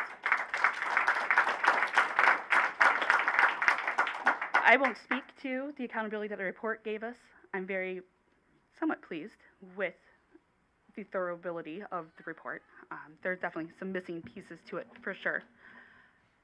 But yes, I don't know how you can sit in front of us today with all these kids saying how they feel and looking at a stone face. It's time to give us new leadership.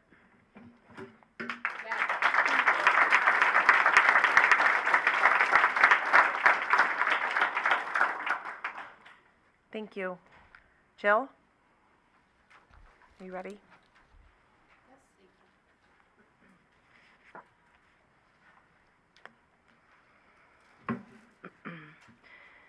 Clay and I spent our day, Clay is Justin's younger brother, we spent our day today at the Gift of Life headquarters, working on a project to help other families navigate the experience of organ donation.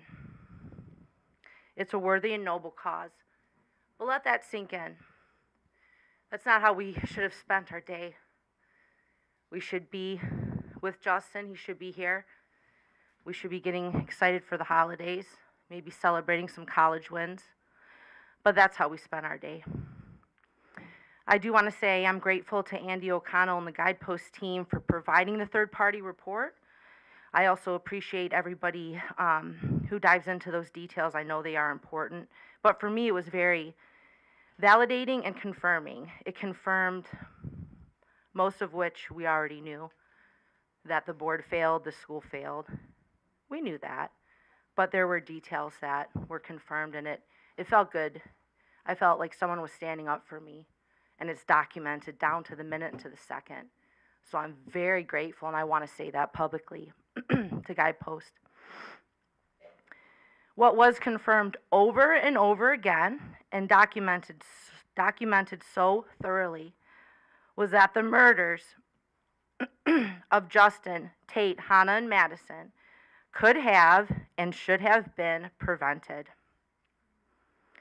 That the 7 other wounded children, several of whom they could have died. They had some pretty severe injuries.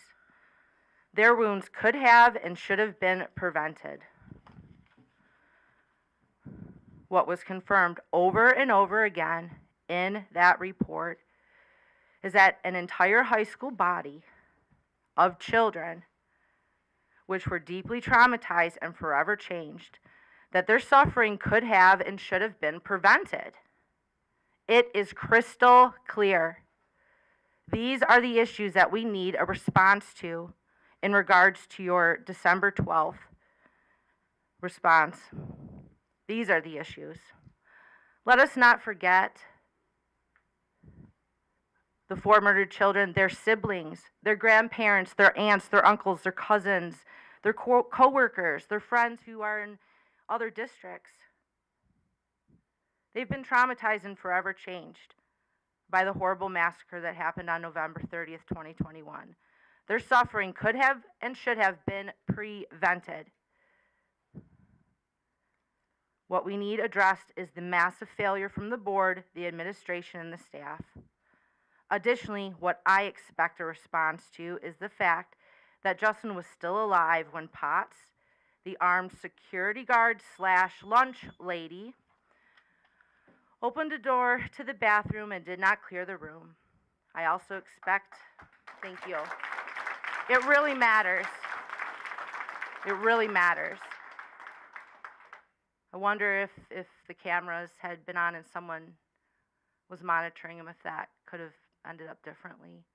I'll live with that. I'll always wonder that. You understand that, right? I'll always wonder that.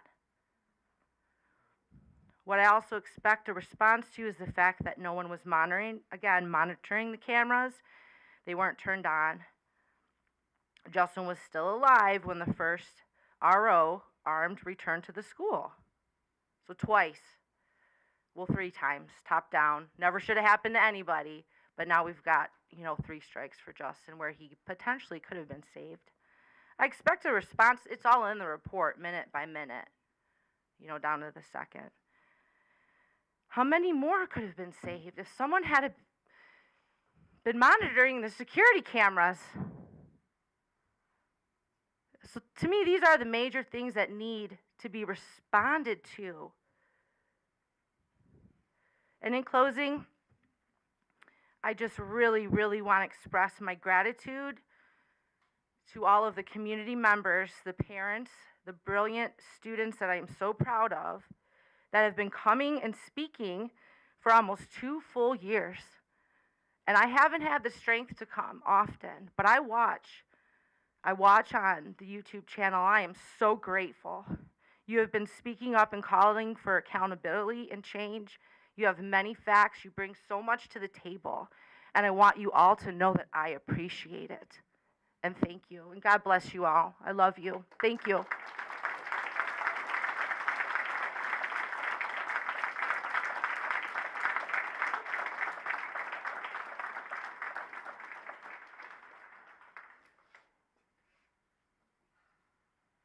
Thank you. Andrea Jones.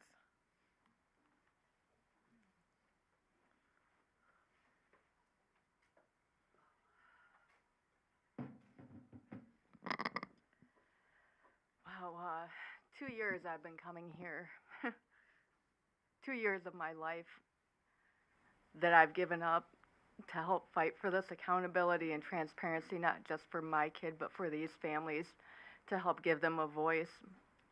And to sit here and be stonewalled by member after member of the board, 5 superintendents, you know, it's just,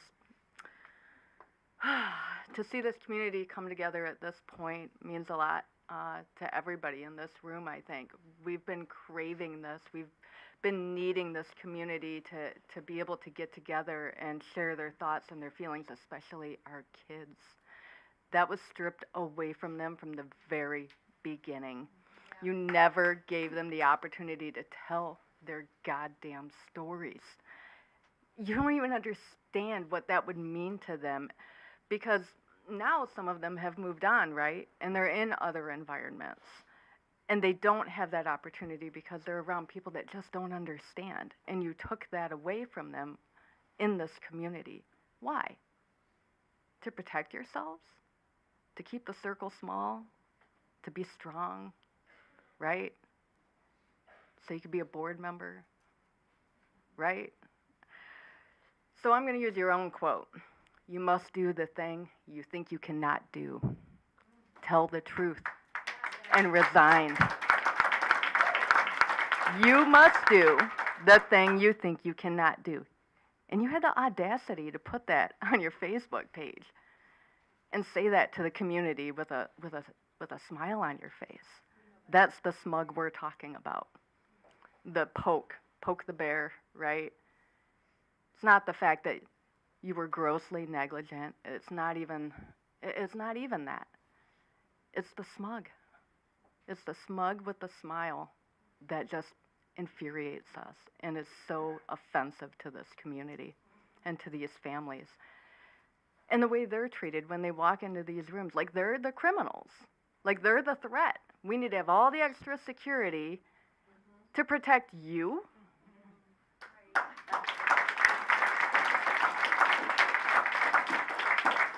Why are you still here? That's my question. Why are you still here? We'd love to know. And to the new board members, you're only new for so long. We can only put the word new on it for so long. So are each and every one of you, quote unquote, new board members ready to step up and say they need to go? Otherwise, you're out too. Every one of you. Superintendent search. The criteria's changed a bit, hasn't it? Quite a bit. Actually, it hasn't changed quite a bit in the past 2 years. We've been saying it for 2 years. You just chose not to. So, that being said, you know, I'm sorry. It's rare I'm at a loss for words. I think everybody in this room knows that. But I am tired. I will say that. I'm tired. I'm sick and tired. Sick and tired of watching the attitudes, sick and tired of watching how our kids have been treated. I'm sick and tired of every time my son thinks he's moved forward and then something happens and he's set back and he has to start all over again. I'm real sick of that. And I think everybody else in this room is too. And then you sit up there and you shake your head, Heather, and you make your little snide comments and your little attitude. You walk up to me at my work like we're friends. Want to hug me? Really? You want to hug? You want to hug it out, Heather? I just said hello. Okay. That's what I said. I mean, I remember you trying to fight me outside of this building, or I'm sorry, it was the other building, not that long ago. So, we can do that anytime. Okay.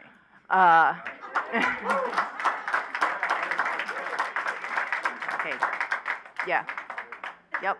Sure can. Okay. So, let's get it done. Let's do the thing we think we can't do. Let's resign.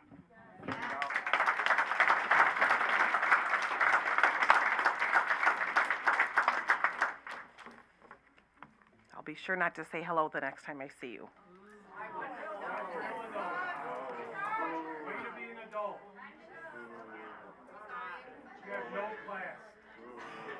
Danielle Krozek.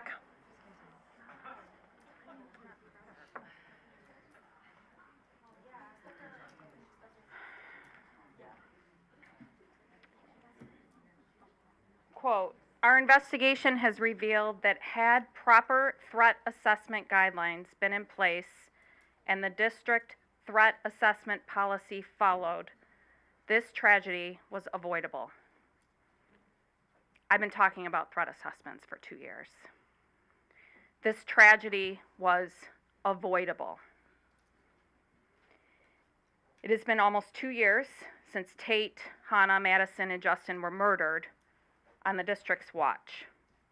It has been 2 years of myself, the victims' families, parents, students, staff have been coming to these board meetings, sending emails, pleading, begging, and then finally demanding for accountability. I stand here again demanding for accountability, not only in front of these families in this community, but my daughter, who is somewhere in the back, who is a junior now. The lack of integrity, empathy, humanity demonstrated by the board and administration is insulting. It is inhumane. For 2 years, we've been dismissed, deflected, spoken down to, eyes rolled at, spoken unkindly of in smaller circles, referred to as the few loud community members coming here, speaking on behalf of this crowd and the 300 that are watching online right now.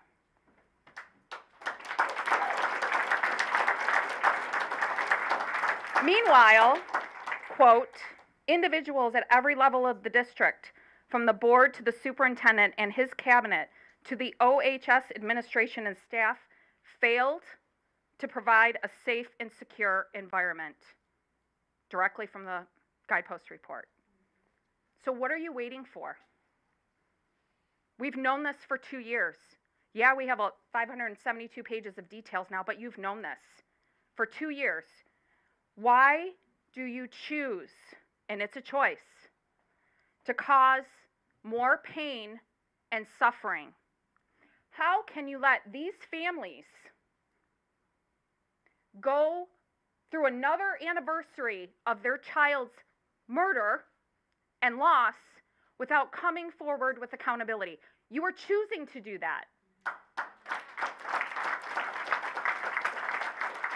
I've read the report twice. I've created a timeline, timestamp timeline. I've done that myself. All of you know what you need to do. You claim to make trauma-informed decisions, and yet here we are with another insensitive and cruel decision. The silence is deafening. Accountability is looking into the eyes of these families and this community and your staff, the teachers, the parents, the students, and acknowledging your gross negligence. Accountability is releasing any remained staff that were involved that day and releasing them today. Accountability is board members stepping down tonight.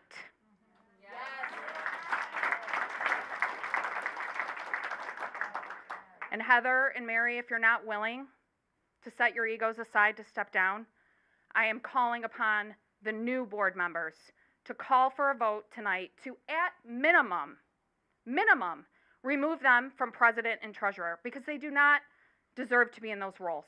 Yes. Accountability is demanding Guideposts to provide an updated report that includes all the follow-up questions from the sessions, from every single email sent to Guidepost and the district. It should include also 911 dispatch, police, EMS response time, because we know lives could have been saved or spared that day. These families, we all deserve a full accounting of that day, and you should be asking for that.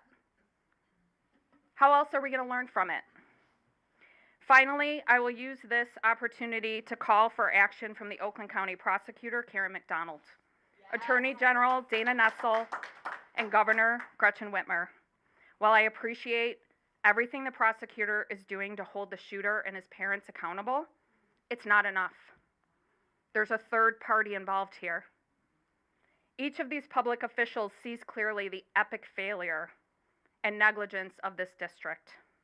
It is time for them to also break their silence on the report findings.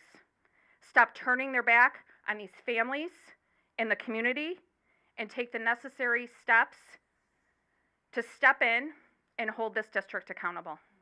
Thank you.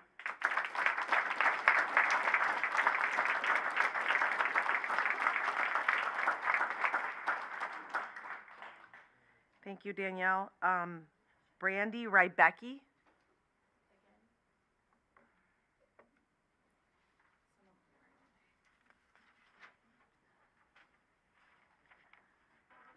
My name is Brandy Rebecki. I am a mother of a 7th grade student here at Oxford Middle School.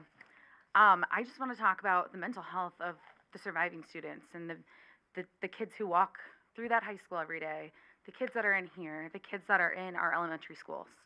In almost every school shooting in the history of this country, which is thousands of them at this point, students were not forced to return to the exact same hallways and classrooms where the shootings took place. In most of those cases,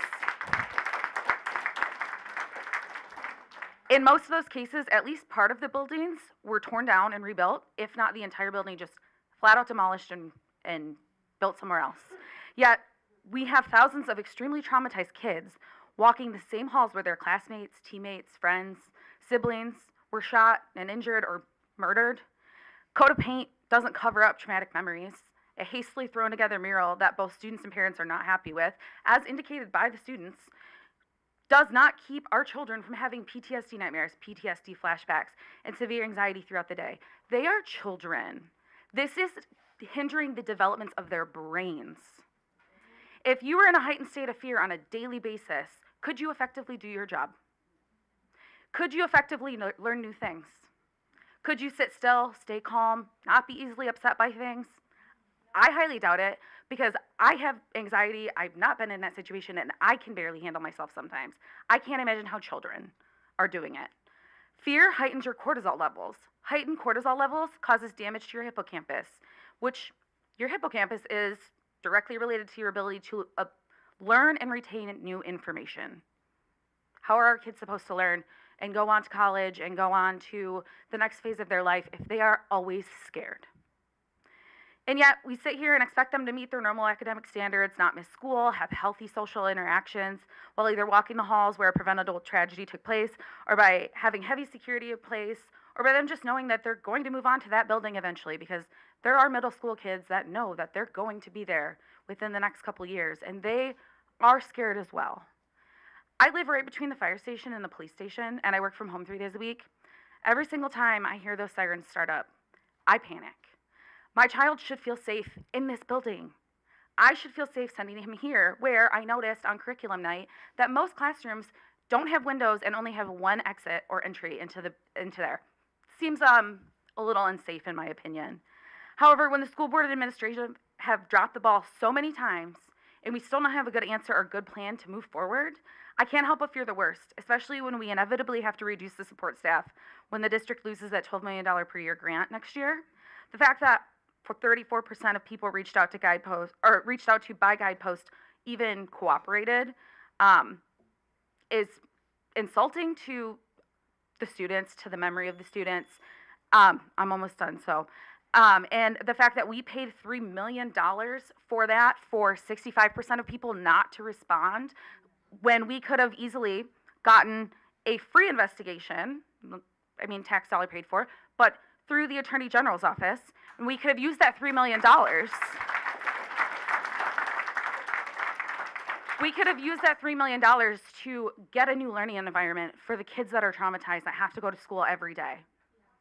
I was told by another parent that his daughter was told the report isn't the full truth, which actually, Giselle spoke earlier, so she spoke on that. If that's not the truth, then what is it? And when will we get it? when this board's replaced by a completely new slate of people who actually care about the children and the families in this community. Because if that's the case, you need to resign now. And let those of us that actually care about healing this community and putting all of our children's best educational and social emotional interests at the forefront take the seat and make a change. Because it doesn't look like it's coming from you guys.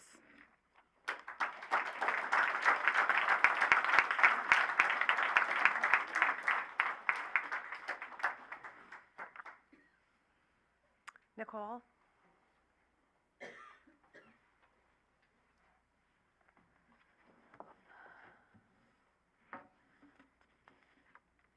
Can everybody hear me? Yes. Okay. Good evening. The last few days has been voicing around impact and impact statements and having my 12-year-old do her impact statement for the courts and really getting my voice out there to say what I need to say. How do you be a grieving mom and a good mom at the same time? How do you make your kids' accomplishments happy and you know that their sister didn't make that? So this is my impact statement to you guys, because I'm not sure what the outcome will be after this meeting, so I want to make sure I get mine done now. It's been 714 days since I held my daughter, laughed with her, kissed her, listened to her jokes, or heard her say mama. 714 days that I've had to bend her voice, something she should be doing as of right now. But today, you will hear my voice. I have kept pretty low key, not came to many meetings, stayed mostly out of the public eye, and since moved away from a home that I've loved. A home that was filled with her. I've kept mostly my opinions to myself, and I've listened to the facts and the evidence, trying to understand why something like this could have happened. I'm not here to tell you where to shove it, but I am here to remind you that you will never forget my daughter. She is not a statistic. She is not a victim of gun violence. She was not taken for me to finally do your job. A job that you should have done prior to her death. A job that if you as a board member should have protected those children. A job to educate. Something that was clearly not done that day or years prior. It took my daughter's life for you to make a small change. It took her life and 3 others to make a small change. One that seems like you're overcompensating for now. The actions that have been made towards our families are completely disgraceful, considering we are only the ones that have been fighting for them. And if you haven't forgotten, my daughter's name is Madison. Something I wonder if you remember. Say it over and over and over again. I know you might think this is redundant, and every meeting's about our children, and you are tired of hearing our voices, tired of hearing our children's names. But let me tell you, our nightmare continues. Each day they are gone. It's a never-ending nightmare, and it does not stop. And you don't have the right to forget it. I want you to be reminded every day on how you failed our children. It took one bullet to her temple at close range to take away her future. Coincidentally, a future that you have been preparing her for. But again, you failed her. So I'm now left with an urn and no future. I had to find my answers on my own. I had to watch my daughter die in a video because administration wanted to sugarcoat it. Because you didn't want to admit what you have done. I've always been a realist, only believing the facts. Well, the facts and actions of that day are now public. So where do you intend to hide now? I couldn't even get a straight answer the day if anybody was even with my daughter. But this report provided that. A Lake Orion chief of police, Harold Rossman, stayed with my daughter and performed CPR on her. Something I didn't know.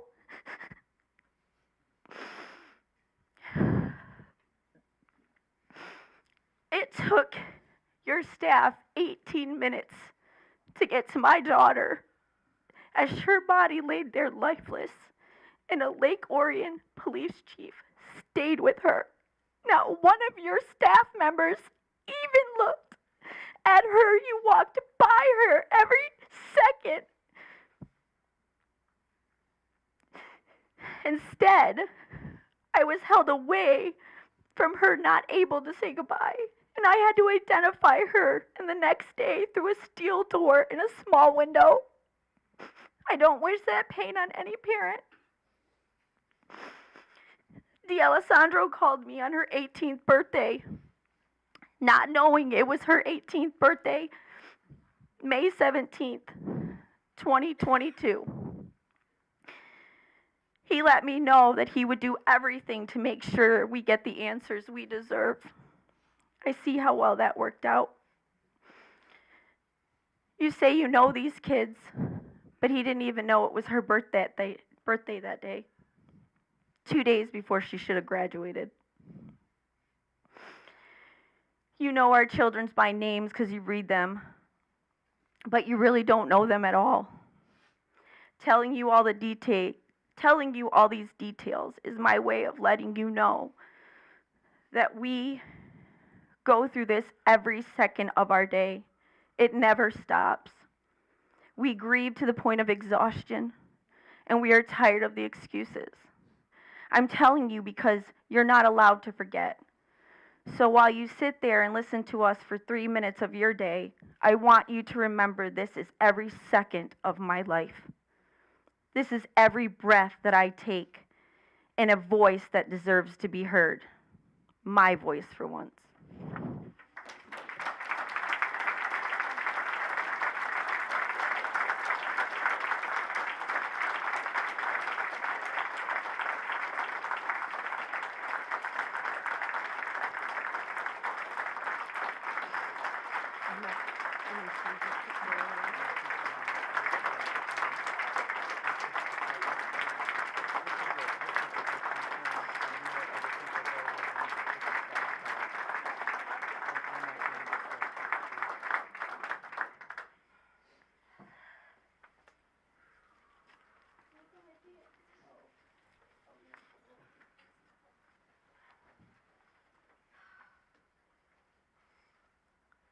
Thank you, Nicole.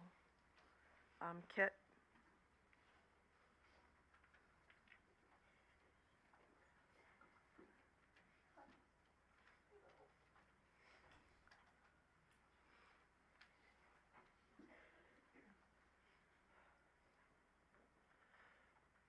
I almost don't know how to follow that.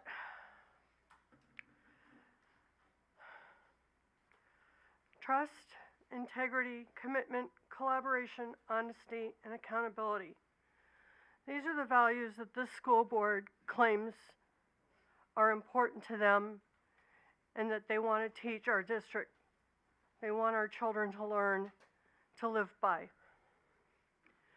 Commitment and collaboration are the two I'm going to focus on right now because everybody else has pretty much hit everything else.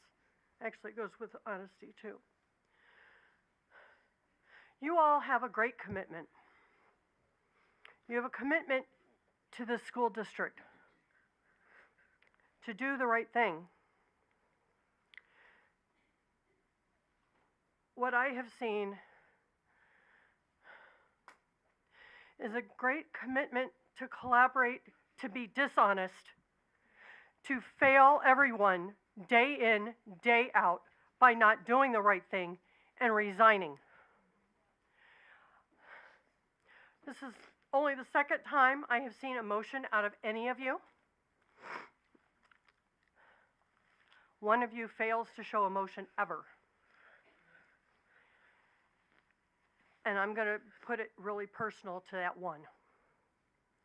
Mary Hanser, how would you feel if you were on our side and it was Angelina or Ethan that was taken from you or had to live and walk through that hall every day?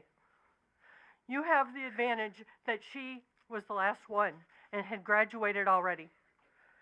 But you know what? We all have kids still in the school. A lot of us don't have the opportunity to actually go to a different district. I should have my kids in a different district. I chose Oxford because it has better opportunities for my children. It also had the ability for my child to not be bullied and potentially killed. Your commitment and collaboration to avoid accountability and responsibility for the actions that happened that day are appalling. I read the report, names and everything just blur in my face now. The people who were in that office that day with that shooter and his family and handed him back his backpack. He didn't have to do any of that damn stuff in your EOP or required by law. All he had to do was use common sense and look in the damn backpack. Why do any of you still have a job when we have 4 children dead, 7 other people were shot and injured, almost killed, and have to live with this every single day? I will say this very clearly. 2 of you have blood on your hands and you're never going to remove it.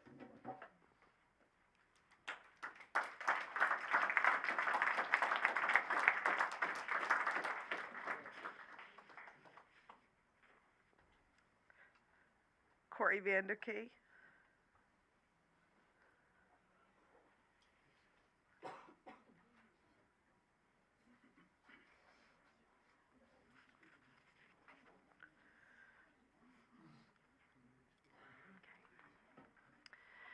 What I want is public accountability. Trust is earned. We can't trust the district until there is public accountability. The district was responsible for keeping Madison, Tate, Justin, Hannah, and all of the other OHS survivors and students safe and secure, but failed to do so. The district needs to stop acting like the tragedy was a random, unavoidable event. It was preventable. Especially if staff would have followed the district's policies and used the district's threat assessment form that was available on the district's website. It was being promoted. We were promoting this. We were saying we were safe, and we weren't. And that's why it's hard for me to believe that we are safe, because it's just the same rhetoric. There were significant failures and negligence, which is just a level of care that a reasonable person would have under the same circumstances. We know there was leakage. We know there were staff who were concerned. We also know that some people at the school who held positions of increasing responsibility failed to do their job. If someone would have taken this kid more seriously, this could have been prevented. The warning signs were there to prevent what took place. Those directly involved with the shooter are the same people who failed to follow practices and policies that were already in place to avoid these types of tragedies. It's unbelievable, unacceptable, and it's unforgivable. Everyone involved needs to apologize and resign immediately. Only then can some healing begin.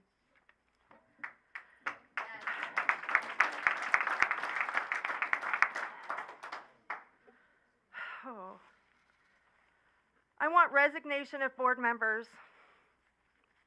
Hanser, Schaefer, you were on the board before and after November 30th when concerns were raised to the board, about the district's threat assessment policies, guidelines, and practices, and whether they were followed.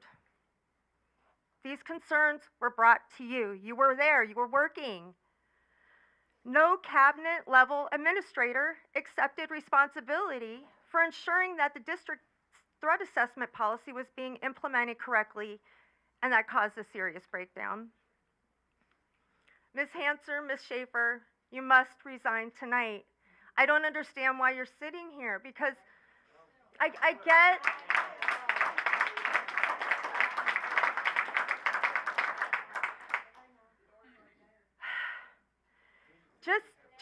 just out of respect. It's just out of respect. I'm not sure how you can just sit up here knowing that we need you to resign. We need it. We need it. And Colleen, who said on July 11th at the Q&A session that no changes need to be made, she needs to go.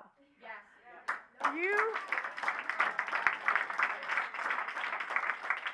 You failed to hold our superintendent accountable. He failed to hold, it goes all the way down the line, accountable. Your part in helping these families to heal is to resign tonight. And then quickly, I know that my time is up, but I want approval for the guideposts to update their report. I want the dozens of witnesses possessing information relevant to the investigation who refuse to speak. I want them to have to be interviewed. And I was going to put release, but I want the firing of Wolf, Ejak, well, he's gone, but Hopkins, tonight would be nice. They didn't escalate the shooter's conduct to the principal. I just don't, how are they still here? How is, and let me just, this is just a short list, and it's really short. But there were multiple emails from teachers regarding his behavior. There was multiple homework assignments with drawings. A teacher told Hopkins he seems sad. He is seen with bullets in class. He looks up ammunition in class. He watches violent videos in class. He had stopped turning in any assignments. He doesn't interact with students and staff. A half-done investigation into the bird head that should have yielded a list of students who entered the bathroom. The backpack was not searched. He was not asked about access to weapons, was not asked about his journal when his father mentioned it. He was kept in school and no one was watching him. No one was watching him. He walked back to class on his own, by himself. He walked back. If he was suicidal, that scares me, that you would allow somebody to just walk back to class. Let's see, the principal wasn't notified, the SRO wasn't notified, CPS was not called, and these are just a few things, just from those 2 days. So, I don't know, this is totally negligent, and please, just resign, just so that we can heal. This is an ego thing. If you're staying here, it's your ego, because you're not helping. You are not helping, and I'm sorry. I don't want any harm to you or anything like that, but we need you to resign. Like, we all need you to go. And that's it. Just, by practicing being honest, brave, just, generous, and so on, a person develops an honorable and moral character. By honoring by honing in on virtuous habits, people will likely make the right choice when faced with ethical challenges. This is an ethical challenge. Please do the right thing. Please. I don't understand. And just instead of focusing on building a new building for OVA and, bridges, I think we should address the high school and that hallway. Right. Yes. Mental health. And yeah. Anyway, thank you for your time. please resign.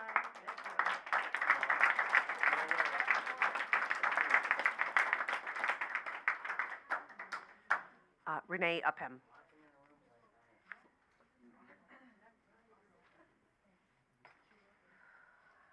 I don't even know where to start. My name is Renee Upham.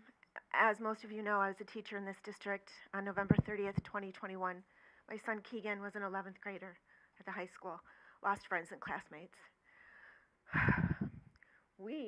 And I'm so grateful to see you all. We've missed you. We are protective over these people.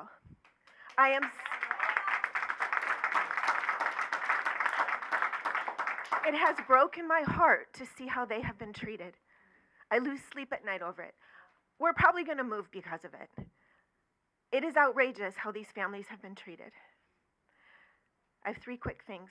First, while I appreciate the words, Heather, and the apology, it's 2 years too late. Okay? We have sat here for 2 years, many of us, and we have pleaded with you for information. It did not have to come to this. These people sitting here right now and speaking to you, you put them here. You have forced these conversations. We did not have to come to this. You caused this.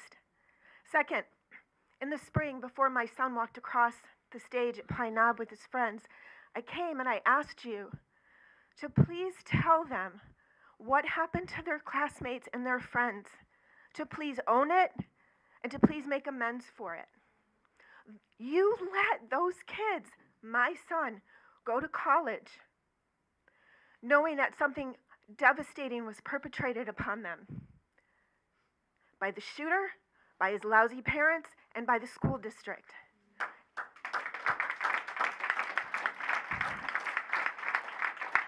Those kids in college now know that Karen McDonald is taking care of the first 2, but they know that nothing's being done about the school. And they've lost faith, they've lost trust. My son will say his kids will never go to public school. When my son went to Michigan State and he got accepted, the first thing he said to me is, I hope no one asks me where I'm from.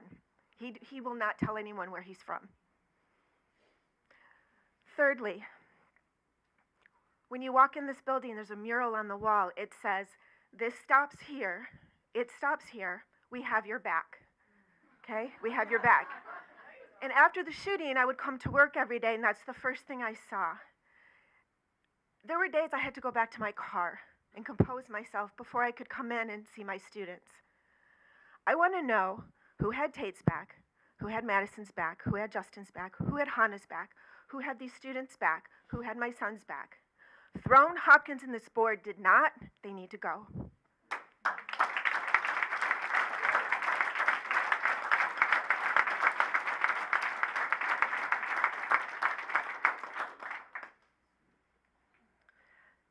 I'm not sure if I'm pronouncing this right. Is it Aileen Meyer?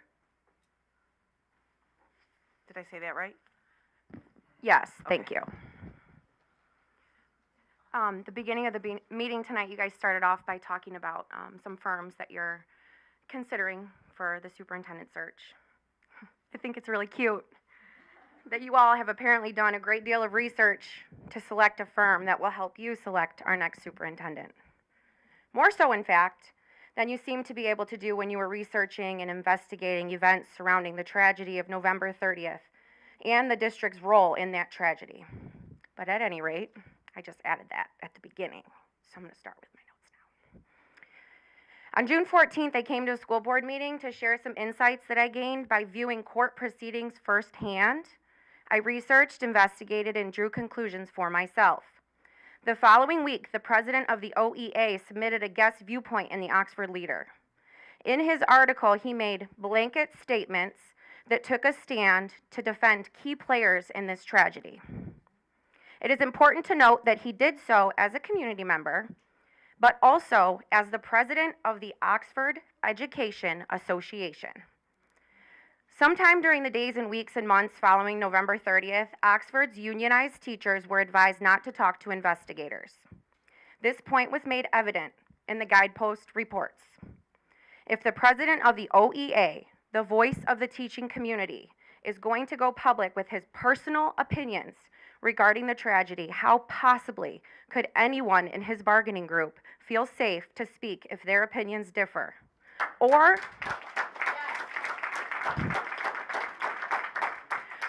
even if they just wish to simply speak to reflect on the tragedy in an effort to heal and learn from their experience. This behavior is questionable and deceptive, as Mr. St. Juliana noted, but this is public and surface level content, stuff that we all have access to. We cannot know what propaganda or fear tactics have been used behind the scenes. The voice of community members, students, families, and staff are being silent. My name is Dr. Aileen Meyer, and I have been a member of the Oxford community for almost 40 years. I don't really appreciate being told to be quiet. So I'm going to use my time here tonight to address 3 Ps. Those 3 Ps are power, privilege, and positionality. Educators are granted an immense degree of power, privilege, and positionality when they accept this very important role. The lives of our children are literally in their hands. By turning the other cheek in a time of crisis, key players in this district actively took the lives of Hannah, Justin, Madison, and Tate, and there is no accountability. And that is a tragedy on top of a tragedy.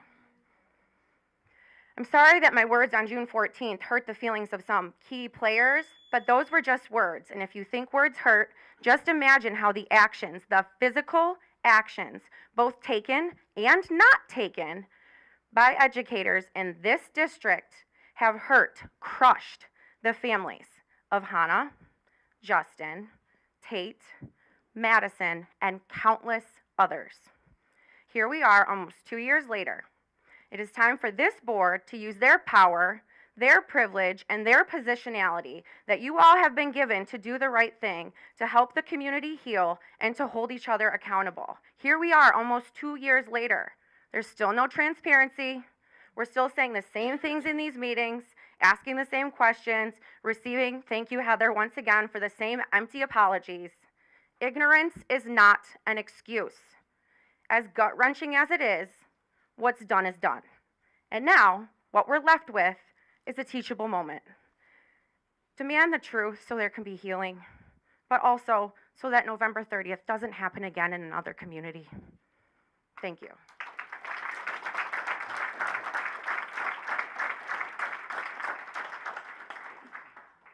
Thank you.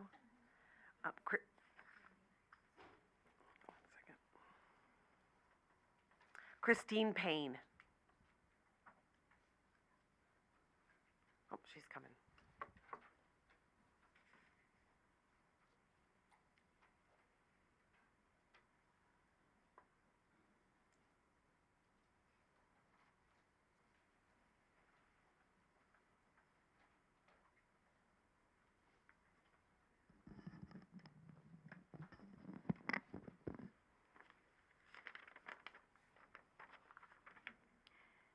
Thank you for allowing me to speak tonight.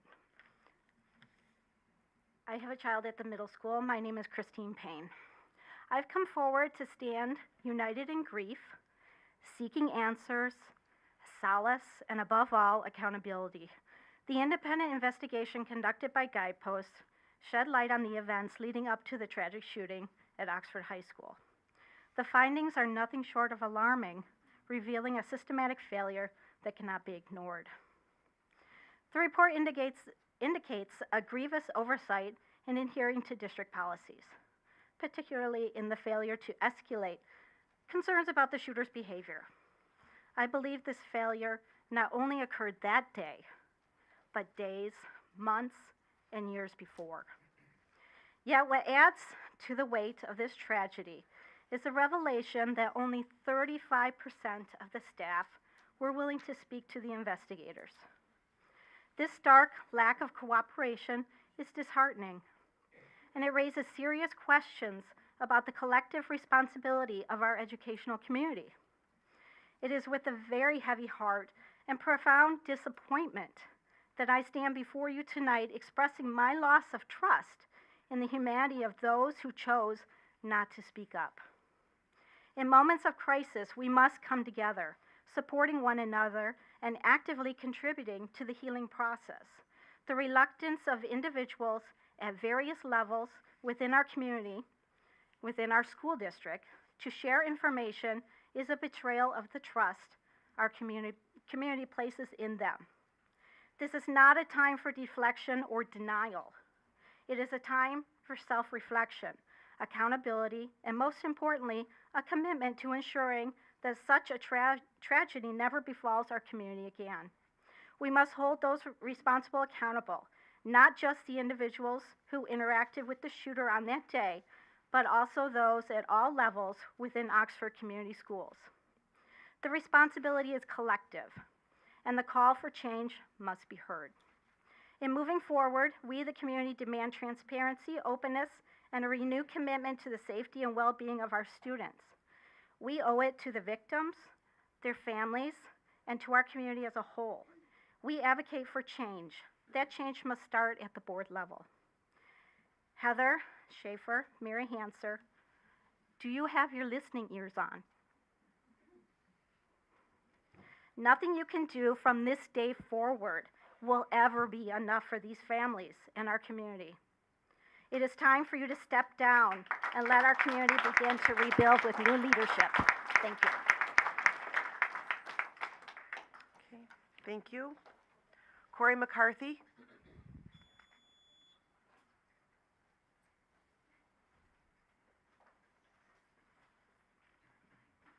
Is she maybe not here? Or she may be way in the back. While we're waiting for her, could you just step down right now and save us a lot of time?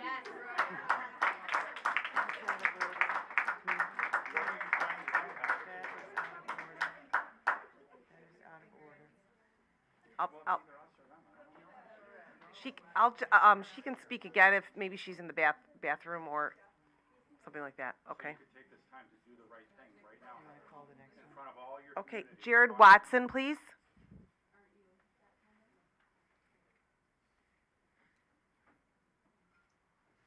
No, I think he's coming.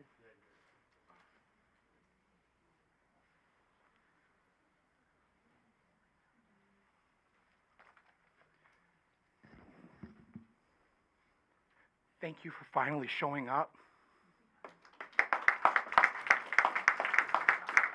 Every time we come to something, we pray, Lord, let that be the day that the community showed up. Because it's hard to stand here alone for 2 years against this. And shame on the rest of you that didn't. Buck said it best. What if this would have touched your household? It touched ours. My son was going to stand here. He was here. He was going to, so you could stare at one of the kids that you were responsible for the day that he got shot, because their kids can't. They're here now. You can't hide anymore. The report's out. We know what you knew. We all knew. Now they know. And now they're here. Why are you still here? Seriously, are you going to tell us, let's go Oxford, let's go vote for American Idol or whatever it was? That's right. That you never read the room. I came to your open community session before the report was out, and I tried, and we've listened. This impacts our life every day. We were in a meeting today. I won't get into the details, and I appreciate you're willing to meet with us, but it was related to this because our son still deals with this every day. The culture you have created has enabled people to think, you know what, they didn't do anything wrong, so maybe there's something wrong with those victims.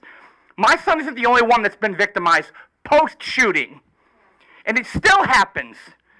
I've talked to other people's parents and their families, and some of these people still have kids and family in the district. Do you know how traumatizing it is to see you? I wanted my son to stand here, but he couldn't because he can't. He tried. He came here. He tried. He left. He came back. He left again. Wolf was responsible that day. I didn't know all the details about Wolf. I liked Wolf. He was a good person to us, treated us right, my kids right. But he created a culture in a building that, don't bother me with that. Do you know when we spoke, go ahead, go over. Ejax recorded on a police body cam telling the police that day that we were afraid, Hopkins and I, to send him back to class because he might hurt himself or someone else. Paraphrase exactly. But he knew, you knew. Counselor number 1, you heard that one? Let's mock the whole damn thing at the opening weekend the following August. We hear everything you hear and know. We get phone calls. You do something, we hear about it. We have to hear about it because there are so many people in this community that know we have a voice. We've used it. We've talked to the media because the first time we really did it was because the prosecutor asked us to. Said that we're well spoken and they think it's important for us to get the story out there. We didn't want to do it. I'm going to keep going. Go ahead. That's fine. I am shaking. I am so angry. Please talk. I have sat in Congress and watched these people's families talk. I have seen our elected officials turn their backs on them. I have seen them make promises they haven't kept. You hired one of them. I didn't even know that. That's disgusting. Some of you that sit there, we elected you in. And shame on everyone that voted for Mary, by the way. Like, I can't, I'm not going to be quiet anymore. I will fight you in federal court. I will fight you in state court. I will fight governmental immunity. I will fight you in the streets if I have to. I will fight you with campaigns. I will fight you with 42 Strong. I will fight you with gardens. I will fight you with memories of people who have to live with every day that their kids aren't here, or every day that their kids are scared, or every day that their kids are victimized, or every day that their kids are hurt or traumatized. Wolf made an announcement. Don't say anything. What if we add 2 kids reporting that they saw bullets in the classroom because they felt like, oh, we should report it. Oh, no, wait a minute. You told us not to report things anymore.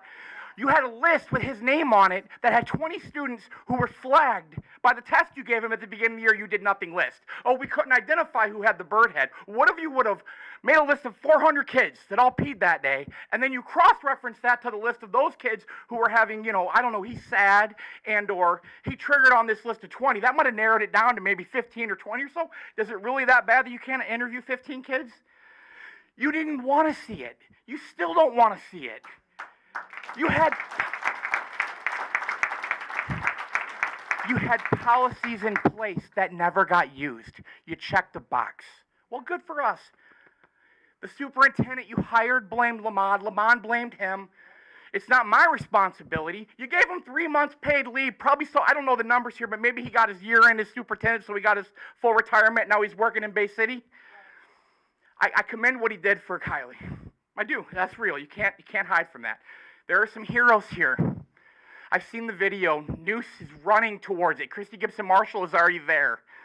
I watched her testify. I watched these families watch their child die on video for the first time, and I will never forget that. The one that got taped, the next one got my son. It just got him a little lower.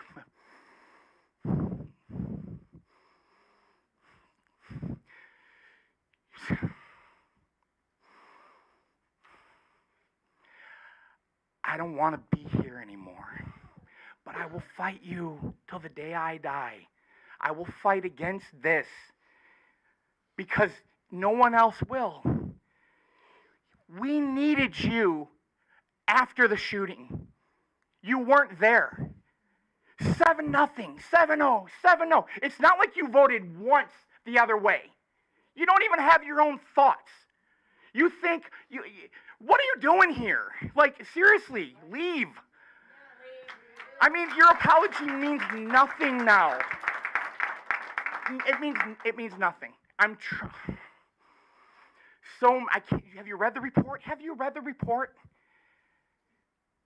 All these closed sessions where your buddy Mullins is in here and we're out here and you're making us wait and we're here till 10:30, 11, 12:30. Just waiting for our moment, and then you cut it from 5 minutes to 3 minutes, and you take your little notes, and whether it's Donnelly or Dan or you or whoever, I don't care anymore. Or if it's you, because I went to your hearing to see what your platform was. What have you done? What have you done? I know you're doing stuff. I've seen it. I know you're doing stuff. What are you two doing? That's 4-3. You're all new. You all ran on what you said you would do differently. What's different? And I'm not talking about now, Because you can't have a now without a then, and without a then we can't heal, and we can't heal until the wound closes, and the wound can't close until you actually stand the hell up and say, well shit, I screwed up. It happened on our watch. We're sorry. I'm gonna resign. I'm gonna resign. I'm gonna resign. You never should have been here to begin with. Nothing needs to change. Are you kidding me? I know about your past and all the other crap you dealt with, but we're not talking about that today. We're talking about, it's 14 days, 16 days to the shooting. My son will stand up on December 8th and read a statement that he agonized over to make sure that the person who did that to him and stole these 4 children's lives will never spend another day free. And he still might get out because, hey, we're reintroducing term limits, or not term limits, get out for good behavior in our, but we'll fight that too, by the way. But the report's here. You have nowhere else to hide. There are no more closed sessions. We know. And we only know part of it because you again failed to step up and force someone like Hopkins to testify. I mean, seriously, why does he have a job? EJAC at least gave us the courtesy to quit, right? Okay, he's out. The person you replaced him with isn't doing a much better job, okay? I can show you an email he sent us back in regards to something we came to him. Shame on us for trying to trust again. But I'm done trusting. I don't have a choice. Well, why don't you take your kids somewhere else? Where am I going to take them where they still do things where he feels safe? Where all his friends are that actually went through what he went through. Where he can get the IEP that he needs, which is why we came to this district to begin with. Go to a Christian school. Christian schools are all in districts that have really poor secondary services, okay? That's just the truth. You go to Oakland Christian, they're in Pontiac. That's not fair. Why should he have to go backwards so that you guys can have your way and continue to just hide all the truth and hide all the things that you've done? Why don't you leave? Why don't you give us our district back? Why don't you let us actually heal instead? I mean, seriously, do you not understand what you do to us? Do you really not understand? Are you really that ignorant? This is your day of reckoning. And you still stare at me with that same stupid smirk. As if like you don't give a crap. Are you even a human being? Because I cannot fathom it. You can roll your eyes and laugh and do whatever you want. Until you've walked a day in my shoes, you don't get to judge me. Yep, I'm losing it a little bit. It's been almost 2 years. Here I am. I stand with these people, and I have stood with them, and I have cried with them, and I will continue to stand with them.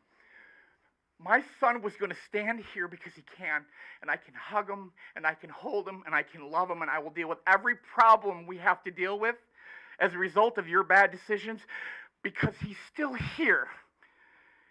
That moment ended for them. It's over. It was preventable. At least Wolf had a policy in place that checked for instrumentality.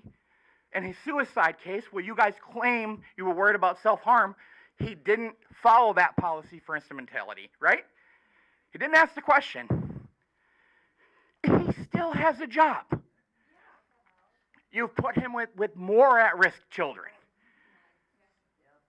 I mean, really, do I have to sit here and say to you, what the hell are you thinking? Right? Do the right thing for once. You've had so many opportunities to do the right thing. You have had so many.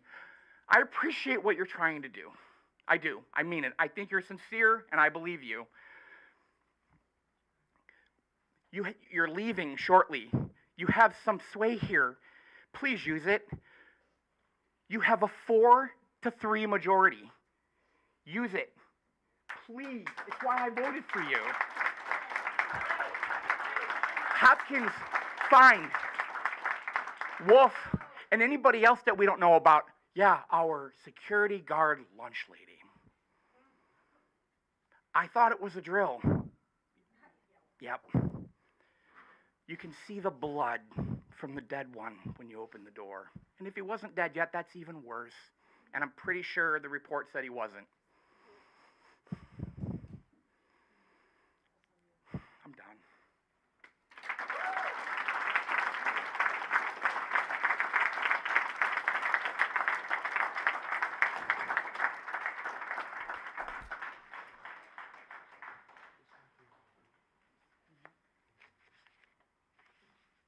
Jace.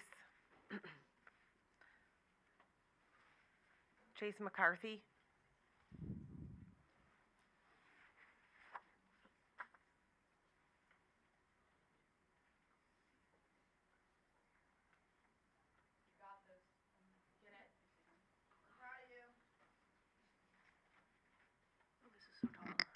Okay. I just want to take a moment and talk about that cute little speech Heather gave, and I want to point out some words. Actions speak louder than words. So the 2 years actively denying to speak louder than words. Not giving victims a memorial and victim blaming speaks louder than words. Silencing a community speaks louder than words. Finding out that your experts weren't qualified speaks louder than words. Hiding in hours in closed session speaks louder than words. Not resigning after Tom and Corey speaks louder than words. A year after my graduation, my friend told me nothing has changed. It is like they're waiting for another shooting. That speaks louder than words. That was said after Hannah's basketball memorial game. So tell me why, after that guidepost report just came out, we're officially using evolved after school hours. Don't get me wrong. You said what people wanted to hear 2 years ago. But you're telling me 4 dead kids gets a little speech and apology after you paid most likely millions to be told that you messed up? That's not enough. We got about 600 pages of 99 reasons why you failed, and that how we have 0 checks and balances. And we get some crocodile tears and a we will do better 2 hours later? Be so for real with me. Be so for real with the shillings when the security footage got released and you hid in closed session while Jill and Nathan, his older brother, sat in the crowd and you said nothing. But at the end you said you had the nerve to say vote for Ava Swiss. And for the Julianas when you pronounced her name wrong at meetings time and time again. To Buck when you told him that his time was up when he was speaking about his dead son. And to the Baldwins when you have forgotten to mention her name multiple times during a meeting. Thank you.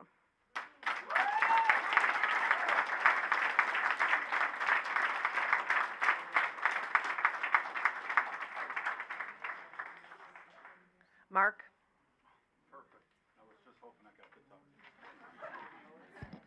So let's do a test. And right now, will any of you make a motion to remove Wolf and Hopkins right now and order the superintendent to immediately remove their access to this building? I'm making a motion as a community member, which I know it doesn't count, but I want you to say the same words. And then I want to see who seconds it. And then I want to see who gets on board with it, because whoever doesn't take action right now, we're removing you, okay? Your days are over here, and I've told you all this. I've communicated very clearly with you. We're going to do it very calmly and peacefully and slowly, but I don't care if it takes the 60 days to collect the signatures to remove every single one of you. We are flipping this board. We don't trust you. And I keep having, like, cover up, complicit, collusion, and crime, and I see your faces. And you're a part of the biggest cover-up in the history of this county. And you know what? I'm going to make sure you're all held accountable for it. And you know what? I'm coordinating with law enforcement agencies, and we're investigating every aspect of your life, because guess what? There's some major, major problems with many of you that this community doesn't have any clue about. And we're going to disclose them all. And I'm not talking about your personal finances. And I do want to make a point about bankruptcy. That is not the direction for this school. We should practice some real fiscal responsibility and figure out a way to take care of our obligations. And that starts with firing the right people. So I'm going to be quiet for a minute because I still have time left. And I'm going to wait and see who makes the motion to immediately terminate Wolf and Hopkins. Now it's your turn.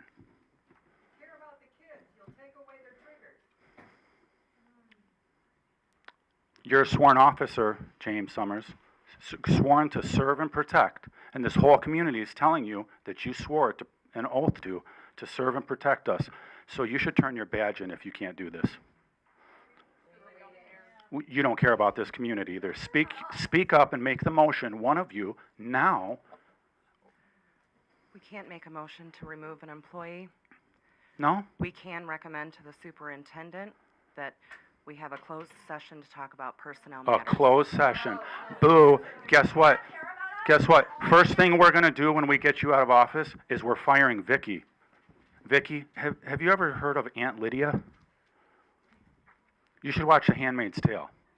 Unacceptable. I'm not letting my kid go back in your building while any of you are in charge. And I'm sorry to say that to this community, but our children do not deserve to be put in that murder zone again under the control of these maniacs.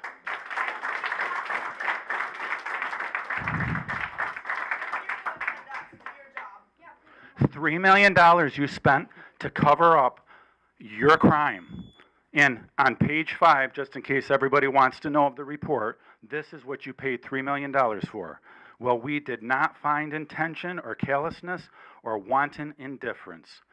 Wanton indifference is what this board has paid $3 million as their last hope of not being found guilty of the crimes against our children. And I guess what? It's just the beginning for all of you. You will spend the next years being litigated for your complicit behavior in not checking the employees who are responsible for the death and destruction in our community. You don't have a heart. I don't think you're human. Mary, you guys, all you religious people, don't ever talk about your compassionate God again. We don't want to hear it. Your religion is dead to us. All of you, starting with you, Mary, and Mike. A bunch of you are religious and talk about your church and your faith and how much you love God and your community. I think it's bullshit. I'm calling you out on your religion. Oh, and Vicki, you're a registered Republican. I renounced the Republican Party. I don't work for parties anymore. So what are you doing? As a Republican, you can't, you claim all these things. You kind of can't even control your own house. Why won't you fire them immediately? So you don't even need the motion of this board. Right now, order the immediate termination and lock them out of the building right now. Or you're fired too.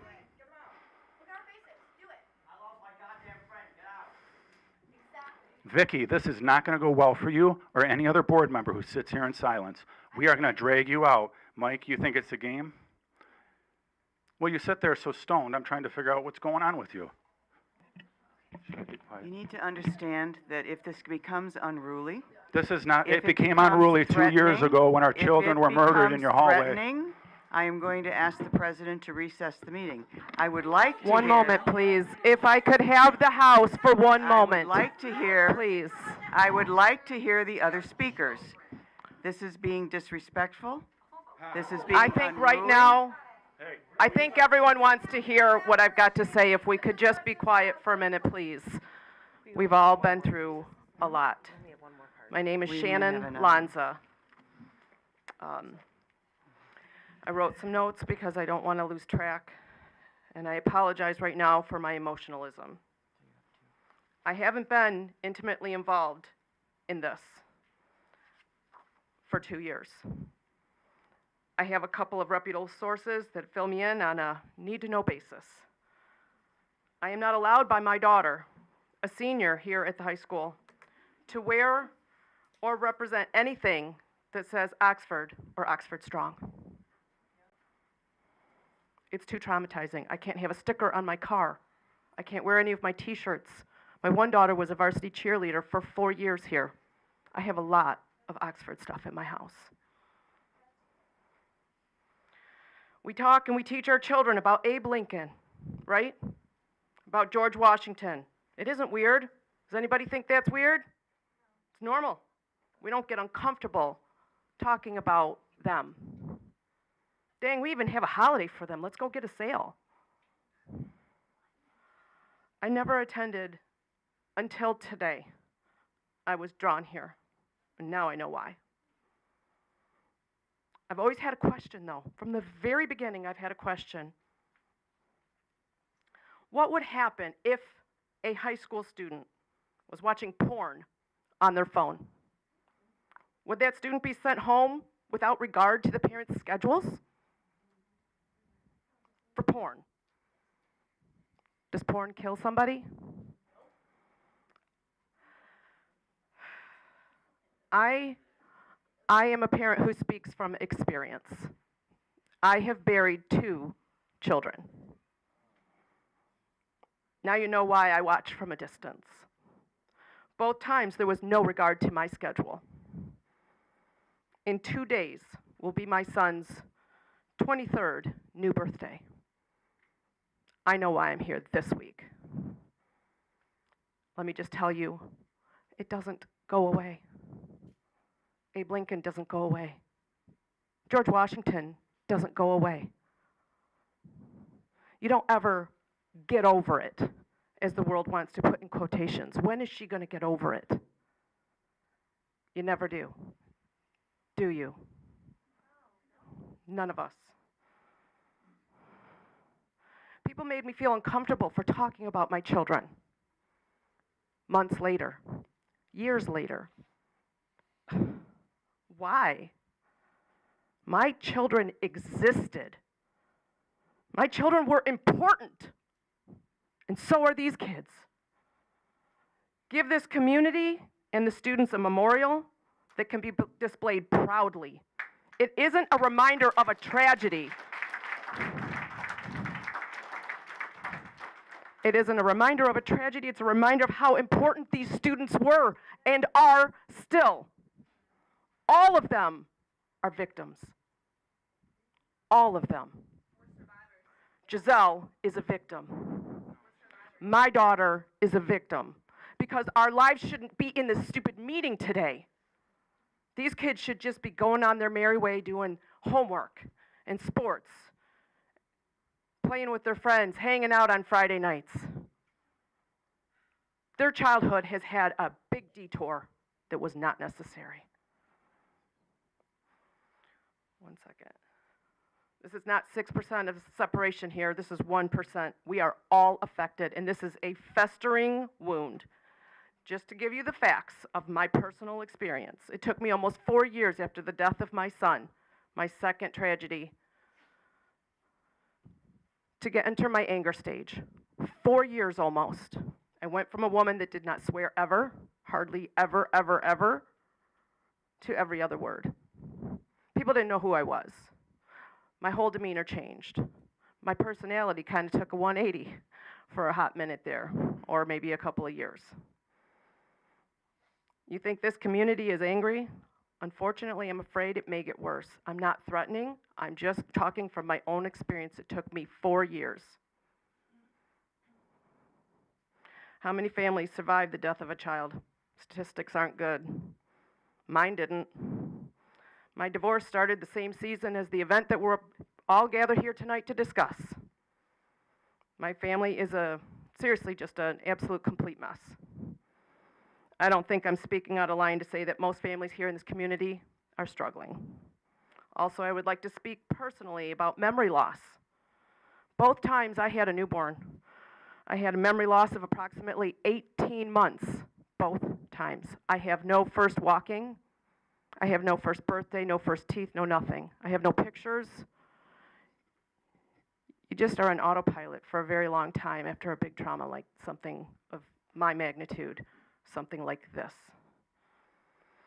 Memory loss is well documented during trauma. Lots of scientific studies on it. I don't need to even tell you. Scholarships and money, though, needs to be set aside for these kids because while they're trying to learn, while they're drowning. These kids in 2 years are going to be like, I did trig? I took statistics? Are you kidding me? I don't even remember that class. Not kidding. Unfortunately, kids, buckle up. Don't be angry, but unfortunately, it's a whole nother trauma when you start to realize big pockets of your life are missing. Trauma is like a spider web. My son died. It's like this. It's not one event ever. It's every single one of these things is a trauma that has to be dealt with. How my family dealt with it, how my husband's family dealt with it. We missed the dang hospital. What the heck? I mean, you just start losing your mind. Every one of these things needs to be dealt with. We didn't miss the hospital. We missed the families that we met there, the staff. We missed those kind of connections. Every one of these is a 12-step program. This trauma is a magnitude of a spider web I can't even, we just saw Halloween. It's like Tilson Street with all the spider webs. This is big. But unfortunately, these traumas keep happening because this is another trauma. For my daughter, who walked out of my house days ago, hasn't spoken to me in days now. And I know all of this is aggravating her. And many other kids. Stop the traumas. Sometimes you have to do the adult thing and just go somewhere else. You have to give opportunity to heal for yourselves, for us, for all of us. Thank you. Mark's not getting back up. All right, so I just Thank want you, you to Shannon. know, and I'm gonna finish because she cut in front of me. I was talking. You were So- well over your time, though. Well, but- I didn't know so that. go ahead So and finish I'm- your thought, but Yeah. thank you, Shannon. Yeah, thank you. First of all, it was really nice to be able to talk this time without you interrupting me, Heather. For 2 years, you have interrupted me and slandered my family, and I think it's ridiculous. Vicky, you came here a year ago. I had a meeting with you and talked about one of the staff members bullying my kid. You never followed up with me. Mike, I've mentioned it to you. Aaron, I mentioned it to you. I mentioned it to many of you. Not one person followed up with me on an issue that I have evidence of. What the hell is wrong with you people? I'm not putting my kid back in here until this board is flipped and until you people are removed because you're dangerous. And turn in your badge tonight when you leave, please. Do us all a favor. We don't want you on any 911 call I'm going to make. If you can't stand up now and you don't have the courage as a sworn officer to serve and protect this community from what's going on and orchestrate and use your voice, you sit here like you're a bunch of mutes. What is wrong with you? Are you drugged? Did somebody taser you to sit there like that and just stare at your entire community? I mean, the whole world is watching you right now. It's not here. You're broadcasting through every country of the world, every state of this union. We're all watching here. Okay, so just so everybody knows, I'm getting the paperwork. I will be collecting the signatures for every single one of these board members who sat here quiet today. And I hope you join me. And I don't care how long it takes, but I'm going to remove these people. And I hope you help me so we can do it quickly. I will be updating you with the information. And on the 21st, we're doing a walkout. So we invite the community to join us with that.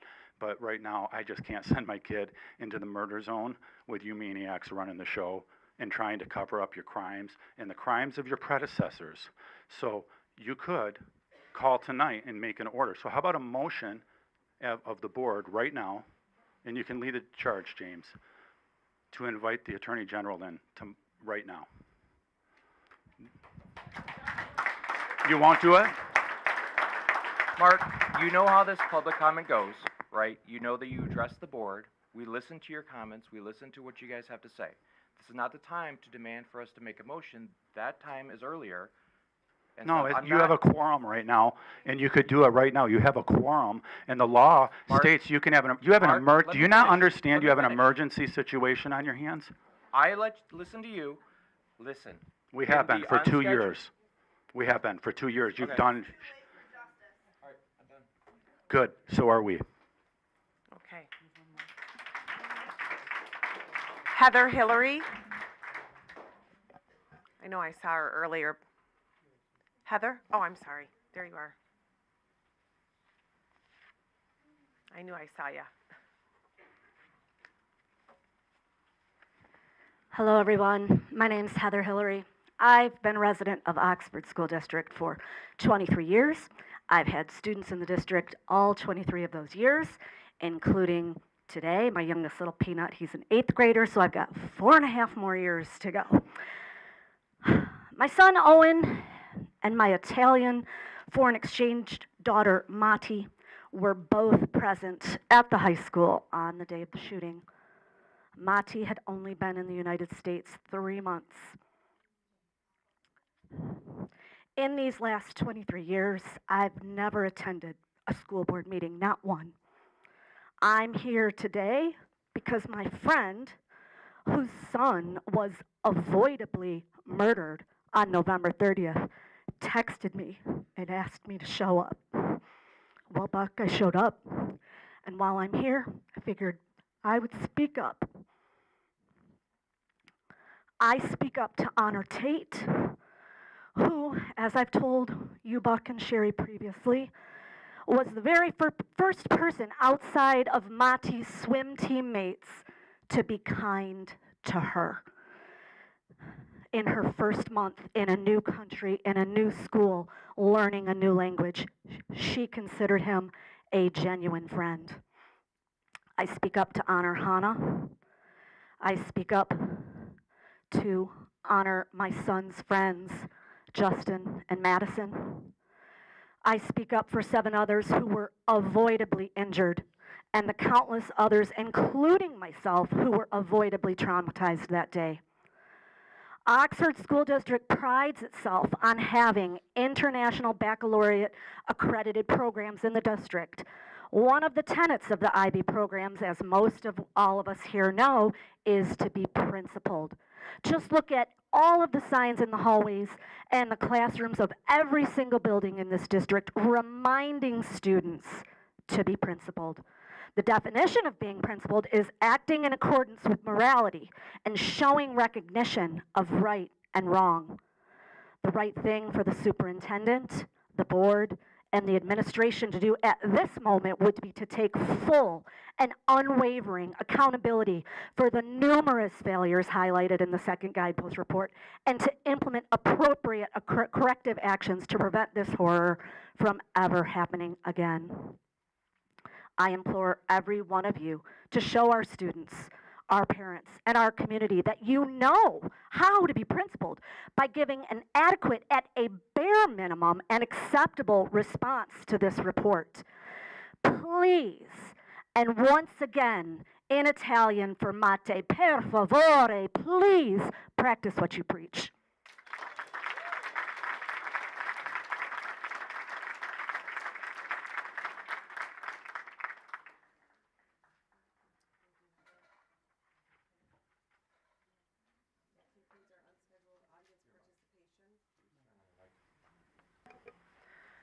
Any administrative clarification? There are none. Final board comments? Make a motion. Make a motion. Remove 3 board members. At least from their seats. I just have a quick comment. Okay. I appreciate the community coming out tonight. I appreciate all of your words. I thank you from the bottom of my heart, I really do. I heard every single one. And what I want to just reiterate to my fellow board members from what I think I heard this evening is that for closure and healing, they need us to acknowledge the failures that Guidepost found in that report. And while Dan and I butted heads quite frequently, he always said, when this comes out, we are going to own it, and I believed him. And I just want you all to reconsider our next communication to include that. That's all. Okay, thank you, Amanda. Anybody else? Okay, this meeting is adjourned. Resign.